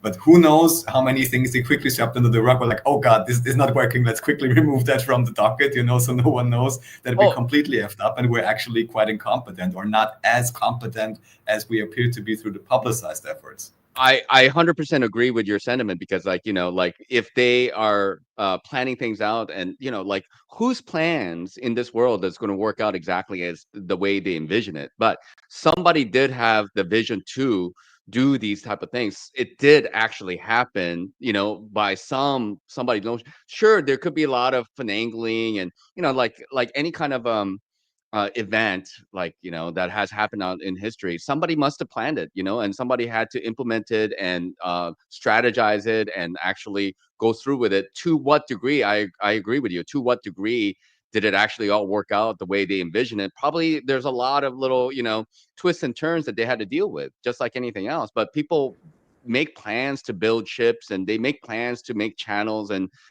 they make plans along the way. They're going to have to go through all the different challenges, but at the end of the day, when they put in like 10 billion, $100 billion into a, let's say, an aircraft carrier, as an example, they're going to get an aircraft carrier at some point. Maybe it's 5 years later, they're going to get it eventually, but they're going to get it. Like Yale actually has a really excellent theater department and has a really fantastic improvisational comedy club and group, and has for as long as Skull and Bones has existed. So I wouldn't be surprised at all if they're good at improv. They're one in the same, right? The improv group and the Skulls and Bones. They're one in the same organization. Yeah. Oh, I mean, they go to the same school. Who knows? Right? Yeah, must be the same. Yeah. But what? Go on. Go ahead.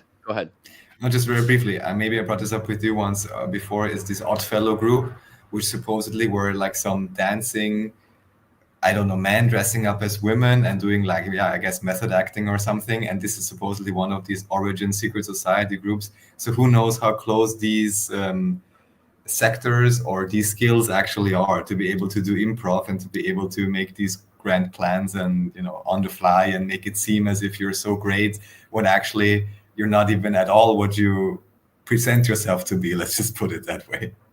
I mean, I know that Delta Kappa Epsilon does have, they're like, one of the presidents of the improv class was from DKE, which is, HW and W. Bush were members of that private fraternity as well as Skull and Bones. So there actually seriously is a pretty interesting. I mean, the more you look at W. Bush, are you not impressed with his theater skills? The man studied history, was completely incredible at. People were always saying, look what this guy said. Look how silly he was. Look how dumb he is. Look at his funny Southern accent. He's from Connecticut. He's not from Texas. He moved to Texas, like a few months before he ran for governor down there. The whole thing is incredible theater. The dude is a comic genius. He's a Yale theater trained genius. And I just feel like people don't understand that on enough level. No, I mean, he had like a high IQ. I mean, he's like 140 IQ guy. He's not dumb. He's in good shape. And then, his whole projection of like being a country bumpkin and stumbling over his words and such, that's all theater. And a lot of these people are show each other, like, look at this clip, look at this clip, look what he said, look what he said. I mean, how many people give a damn what any boring politician ever said before George Bush came out there being as hilarious as he was? He really got himself heard that way. But he's relatable to a lot of people. They feel like, hey, and he convinced a lot of people he was a dumbass rocks. But I mean, like, again, this is theater, right? This is just politics playing Freaking out. Norm And Macdonald, yeah. I mean, I have to think the same is happening with Trump and Biden and everybody else. I mean, they're just all actors, playing a show for everybody. That's it. They don't really hold any power. They're just there to entertain people, and people complain about them and doing this and doing that or whatever. But like, there has to be other things that's happening behind the scenes. They're just distracting us to make us think about like these people have some like matter when they don't. I mean, the only thing that matters about them is that like how much attention that they take away. That's it. I mean, a major part of what Bohemian Grove is it's a theater play, right? Like you go there to see the play, right? Like Yeah. I have tons of really great books from over the decades, going back to the 30s, of the play that they show every year. It's a different play that they write.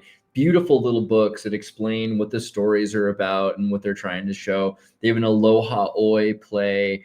They have one about the Vedas. Every year they put on this huge theater. So I think at very least the people who were in charge, the most elite people of all these corporations and states that work together, yeah, they seem to be pretty good at theater. For one reason or the other, they love it. Yeah. Yeah. Well, I mean, that's just par for the course of like, what this whole world is about is that there's a lot of theater that's happening, but theater can kind of like manifest itself as real. Like, people can genuinely go to war and kill each other. And that's a real thing. There's no joking about that. But like, that the whole thing is kind of contrived in a way, on another way, like in another perspective, is kind of contrived that people are made to go to war and made to kill each other and killing each other and, making tanks and blowing things up. That's a real thing, just like things that happen in Iraq and Afghanistan. But like what led us there is contrived, right?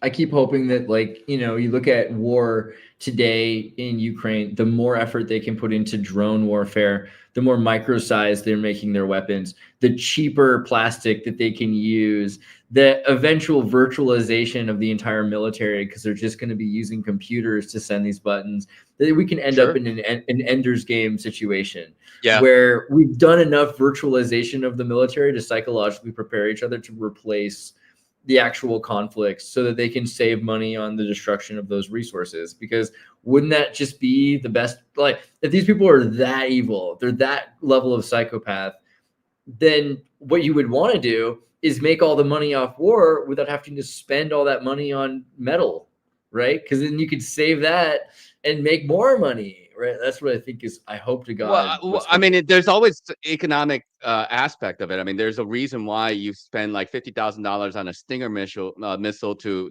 bring down like a, $25 million, $50 million helicopter. That's just economics. And I mean, like if you can spend less money and do more damage compared to the other guy, you're going to eventually win the war that way. But like if you are sending drones that are unmanned, right? And then like right now they want to invest in a company called like Alpha, what's it called? Like Alpha Harbor, but it's like a boat company, and they're making like basically ships that are unmanned. So like the future of warfare is basically artificial intelligence, like flying airplanes and ships and submarines that are all going to be unmanned, shooting at each other. Right. So no actual death may occur, but the fact is, like, somebody's going to have to come out winning on the other side with a bunch of broken toys, right? Who makes better toys is going to win. Port Alpha, yes. There you go. Yeah, Saronic, I think, is the company, right? Yeah. Saronic, yeah. I mean, this is definitely the future, at least the immediate future. But it would be nice to see it go fully virtual someday soon. Mm-hmm. Yep. So, I mean, everybody is thinking along those lines. Not only America, because everybody understands like how effective the drones have been. Just like attaching a RPG onto it and then sending it into like a a cave or a tank or a vehicle, it's doing its job, but then they're coming out with like countermeasures of how to bring the drones down by jamming it or sending different signals to it or whatever. So it's like that's what warfare is. It's like, you're always kind of going back and forth. Like the sword and the shield, they kind of evolve together, right? So it's interesting. It's really fascinating in that sense of like how innovative that people are, and how creative people are to make countermeasures. How do you counter that submarine? And how do you do it with less resources? And make it cheaper that way, right? So, but having those kind of vehicles, you project a lot of influence. Like more territory you control. You have the right to the shipping lanes there. You can ship and trade better than everybody else, and that's going to be stronger for your economy. And people are going to pay tribute to you compared to somebody else. So I don't know. It's just kind of like economics and warfare of things. It's a strategy of things. That's kind of interesting, but also, that's what we're fighting for. Like I feel like we cannot but avoid wars, in my opinion, because like, as the world is limited, like, in terms of the way in which they are distributing resources, people need to expand because they need to have access to these resources, and then the borders are going to be met, and the bigger fish are going to eat the smaller fish, and who's going to win out on top? That's culture, in my mind. Hopefully it doesn't happen with like millions and billions of people dying, hopefully, but we shall see, because that's the direction it seems to be going sometimes. I don't know. Yeah, I mean, I guess you're right in a way. In the other way, of course, everyone who's looks into any technology or anything like that, I would make the argument that there are still plenty of ways to develop how you could simply increase your efficiency, how you could reduce unnecessary spending, planned obsolescence, and all these 100 million things, which of course again would require certain education at the very least of the consumer. But I would argue that there is room for growth, even without needing to take anything away, even on the physical and material plane. I mean, people couldn't, not advocating this necessarily, but for some people, it may be good to learn about intermittent fasting or whatever it is, not wearing 100 million different clothes, which you don't need anyways, and they just fill up your space, not needing 3 cars because you can only drive one. Especially in the West, of course, there's probably many things we can do to use resources in a way that not necessarily depriving anyone of anything, but just using it in a smarter and more effective way.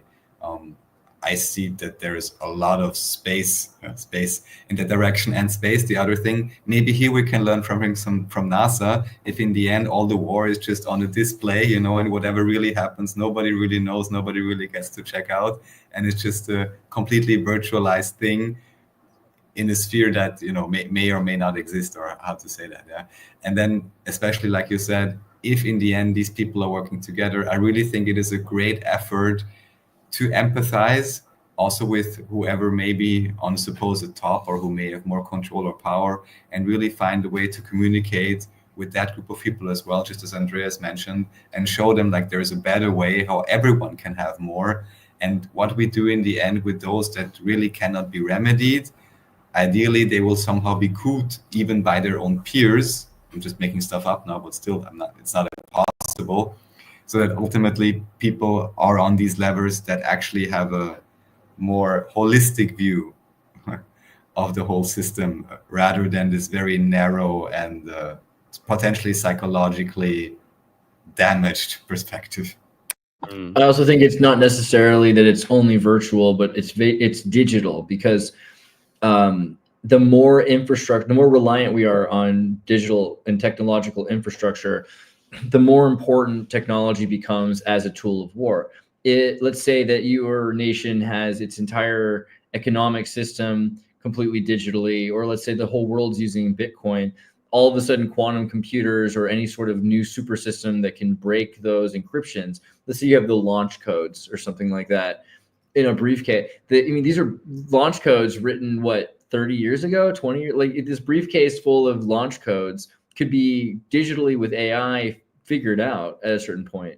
So this is a very real threat to the world in every way. A computer system that can be hacked is a computer system that can turn off all of your lights or open all of your prison doors or release all of the information on individuals that are private, or, you know, there's a lot of things that you can do. You can capsize tankers. There's a lot of things that could happen with technology in the physical world. And I think it's going to become more and more obvious that the war has to be fought to maintain the war. If there's a war to exist, it's a war to maintain infrastructure. It's a war to maintain our existence. It's a war to maintain survival. And it might be something that we're competing with one state to another, but it might be something we're competing with non-state actors, right? Terrorists or any group that are trying to break any encryption. This becomes a very serious alternative to physical conflict, because at any point that you destroy the banking system, then you destroy the world, right? And this is not a video game at that point. This is an effort that we have to make, not just in coding or in education, but in very serious efforts to build better systems all the time, which is it's a provocation to make the world a better place in order to protect what we already have. I really see that as an inevitability of the future. Either that or it's Skynet and we destroy each other. You know, that is definitely an option. Maybe they want that kind of outcome. It's like a kind of a Doctor Strangelove situation. You know, you have a mass of people that you can't really control, and then you can go and hide away in a cave with 10 concubines, right? And then you know, you take care of all your officers and your fellow you know, generals in there, and then everybody's happy, right? And then get rid of 95% of the population. You know that Ray Bradbury short story, there will come soft rains, about the automated house. It's a great story I recommend people read, and it actually takes place in 2026. It's written, I think, in, you know, the 70s or 80s or something. Okay. But they're in it's all about this amazing house in the future, you know, in 2026, that has daily routines, all these automated systems, and it's cooking its own breakfast. It's got robot vacuums like we do today that are cleaning the house. Poetry is being read, and computers and television are playing. Things are prepared for the family who live in the house, but there's nobody alive. There's no one alive inside the house anymore because the war's already come. It fills the bathtubs, it turns on the heaters, it turns on the lights, but a bird eventually flies into the window that's been open, and it goes through the house, and it sets off all of these alarm systems, starting a fire, and the house burns itself down, and the whole system finally destroys itself because there's no one there to protect the system. And this is, you know, the people have already been dead for a decent amount of time by this point, but this inevitability of the system collapsing, that this is the final straw, the final chapter in human civility and human civilization, right? I think that yeah, it's everyone should read that. There will come soft rains from Ray Bradbury. It's like 5 Do you pages. think it's possible? Do you think that's a realistic outcome? I mean, I'd like to believe that life finds a way. I'm a big chaos believer, and I believe chaos leads to opportunity, to creation, to new ideas, and that life finds a way. Very, very Jurassic Park thing to say. But at the same time, I mean, it's amazing how many ways you can destroy something, how quickly you can destroy something that took so long to build, right? Like a civilization could take a long time, but be destroyed in a blink of an eye. Maybe not from the ways that we've been described. Maybe there's even more amazing ways. I mean, if you think about sonic blasts, right? Like the, what's it called with Nikola Tesla, the acoustic reverberation, where you find the exact frequency of another, pitch matching of, you know, you hit a glass and you find the harmonic resonance, and you make the same sound. You just hit the glass and then you play that sound at the glass until it shatters.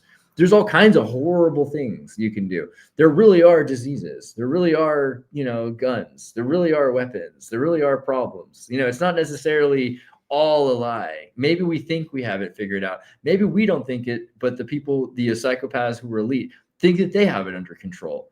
But I don't think it's completely outside of precedent that we could have our entire worlds destroyed. I've seen it happen. I've seen it happen to people in Yugoslavia. I've seen it happen to people from Russia.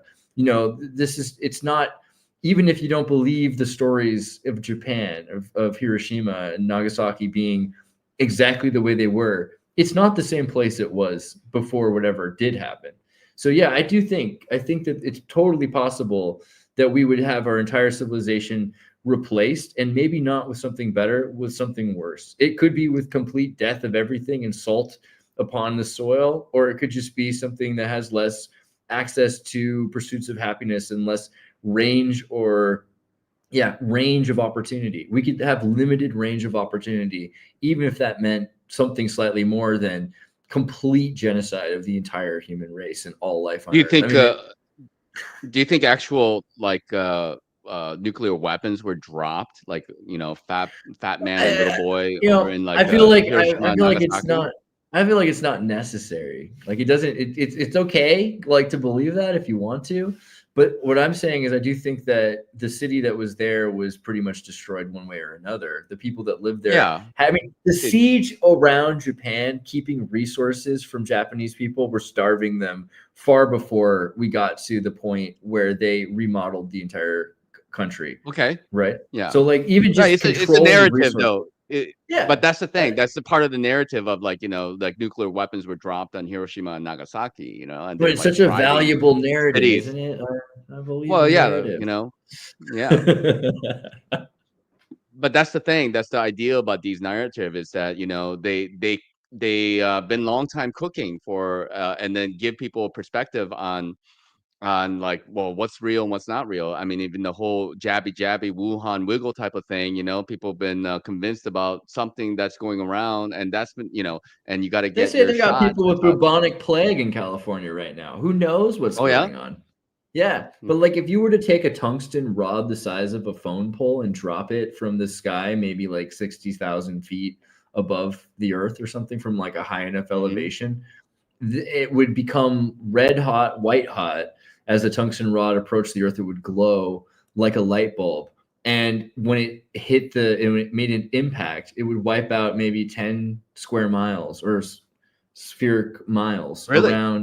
around this impact. All it takes is the right kind of thinking to be destructive. It doesn't have to be these genie in a bottle psychological operations that we heard about, that people are competing to understand something that doesn't exist so that there's a deterrent from actually finding a solution. There's already enough actually terrible things out there that we are dealing with in the real world. But maybe the people will at some point see through them and stop. It sounds like I really believe that some kids are going to stop believing in this stuff because of the cartoons they're watching. But even if they keep believing in those narratives, then we need to be the ones who are in control of the use of those narratives, right? If you want to believe that there's a magical genie in a bottle that can destroy your whole world, then use that for good instead of evil. That's all I really have to say about Well, I, nukes. I agree. I mean, like, like all like, I mean, like that would be great if that's the case. But like maybe you're aware of like the conspiracy theory that the Americans have sanctioned the Japanese and basically made it very difficult for them to have economic welfare, and then that's they felt the need to go and expand, and uh, like Korea, Southeast Asia, and to go and but they also knew that they were going to be at war with the Americans. The top like echelon of the American government knew that the Japanese were going to attack Pearl Harbor, so they allowed the Japanese to attack Pearl Harbor. So they like left ships in the harbor and like the old ones that to be destroyed, and they actually saved the good ones in like in San Francisco, California, and then they allowed. So So America you're just telling me wanted that to be you think that like after like 9 years of World War II going on with America supplying both sides of the military industrial complex and not being allowed into the war, that they would have allowed themselves a false flag attack so that they could have entered the war without any sort of problem? What a crazy idea. I Like, know, I know. what a Like it's weird. just I don't know who wild to ever think told you about. that. Yeah, You all must I be want to owning a say lot. when Andreas is going on these role play storytellings, just take it with a truckload of plutonium. That's all I can say Right. about that. Absolutely, absolutely. I mean, of course, but that's the thing, because like the sentiment was that we were already in World War One, and that was horrific, like people dying in the mud and trench warfare and all that kind of stuff. And they're like, shit's happening over there, we don't give a fuck about. Shit's happening over there, we don't really want to give a fuck about. So let us just stay in peace, and we don't want to send our sons and daughters to war. And they needed something to happen, and they got it. And then the next day, if you didn't go out and then demand war, you're not a patriot. You are not a person for USA, because we got to defend ourselves. And that's the thing. We want peace. We all want peace. That's true. But as soon as the bullets are flying over your head, and then something happens where your family member or your neighbor or somebody gets killed, you're gonna want blood. And they know human psychology well enough to cause those things to happen. That's why things happen. Even recently in the whole Minnesota shooting thing, I don't know if you guys are aware of that. And this guy, I have friends who were teachers there. Yeah. Yeah, and then so all of a sudden he has connections to Russia, and he's writing. His dad was an asset. His dad was an intelligence agency from the CIA. Yeah, and then weird, right? he wants to get what a weird coincidence. I don't know. Yeah, it's very convenient. We have somebody like that, and then we can all collectively hate Russia, and then we can all support and hate Trump just the same, and support Israel, because that's what we need. Right? Yeah, I feel like either Pearl Harbor was planned in 1939 when Germany was in Poland, or even as far back as 1933 when we were interacting in the South Pacific and we were figuring out from the Philippines, and the Philippines being invaded by Japan, right? I think this was set up because there's multiple groups of power from the 1860s to 1880s that took over and ended the Edo period of Japan. There's a lot that you could look at. We could talk about that more later, but it's 2 hours deep. But I would say that America definitely knew they wanted to be part of the war, or at least the powers that be, FDR, et cetera, knew they wanted to be part of the war. And they were really grateful to be in the situation they were for a long time. They sustained America being not a part of the war technically, while supplying, because America was supplying weapons to Britain. They were supplying weapons to Germany. They were supplying weapons to Russia, certainly. And this was a way for us to get back into Russia after 1917, after Ford had built all of the factories, which was another thing Americans set up. American social Marxist industrialists like Arm & Hammer were involved with, was the creation of the Soviet Union. It was the last country not to have a centralized bank in the world. So they took over Russia in order to control the industries that they had just recently installed from Ford, who they didn't like because he'd published the Protocols of the Elders of Zion and put them in every copy of every Model T that he sold. So by the time that America entered the war after 1941, because of Pearl Harbor, we'd already supplied and made all the money that we could off of all these other sides, which we'd fully exhausted. So we could walk into destroyed cities like Paris and take them over, right? This is what you do. You walk into a destroyed place and say that we won the war. We were not exhausted. We were fresh on the fight. Everyone was exhausted besides America. We showed up well rested. And it was very easy for us to claim victory over a completely fatigued world. I think that was certainly planned, and it makes you wonder what it means to be America, particularly at that time, in the 40s, after the Jekyll Island creature was created, the Federal Reserve. It said, "This is fun conversation." Yeah, absolutely. Go ahead, Raphael. Were you going to say something? No, I have nothing else to say. No, I mean, yeah. Are you guys going to shut it down, because 2 hours is usually your limit, I guess, right? Yeah, I think that's probably pretty good, right? We should do it again soon, though. I'm glad that this was a really fun conversation for me. I think we went into a lot of really interesting things, and I appreciate your outlook and your time that you shared with us. Well, thank you very much for having me. I enjoyed my time, and didn't really get into the Bosnian pyramid so much, but we did get into all the rabbit holes. Okay, next time we'll definitely go to 20,000 years ago, and we'll start talking about the Vincia Empire and civilization and how that relates to Tartary. I think that we're about ready for that. Yeah, 20,000 years ago. It's pretty interesting. I mean, let's, the timelines, we can discuss about them, but it is interesting because there seems to be some cross-confirmation with what even I saw, and as far as I can tell, is real and independent research and close to Neuburg, very close to Vienna, where they also, and again, they have these strange reptilian statues, human hybrid hip bones, all of those things. So there seems to be something to that. We probably have to really be careful about what timeline it is exactly. but there seems to be something going on there. We'll discuss about that more next time, I'm sure, and also about the real, how do I say that now properly, not to violate the EU health policy guidelines. Let's just simply say the highly ionized air within the pyramids, where many people are pilgrimaging to, which even our friend who was with us confirmed. He was like, wow, usually I always have some issues with my sinuses. I went in there, suddenly it was gone. And so there's real things there. By the way, anyone who wants to experience something somewhat similar, you can just go close to a sea. There's also ionized air, so it's all about how do you bring energy into the body. And on that note, I'll make it very quick. Props for ABC for fermenting and doing black garlic. Anybody interested in garlic, check out the links below. Also has to do with actually creating free electrons in the most positive way and infusing your body with energy. And if you want to support us, you can do so here. Again, the links below. Thank you, Nachiketa, very, very much for joining us. Next time we'll talk more about history and maybe more about the trips, or maybe we'll show some pictures when we are a bit more organized. Thanks again, and talk to you next time. Yeah, thanks for having me on, Andreas and Raphael. It's always good to catch up with you guys. So see you guys next time. You too, man. Talk to you soon.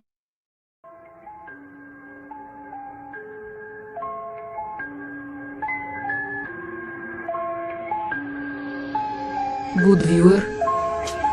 Watch Xirtus.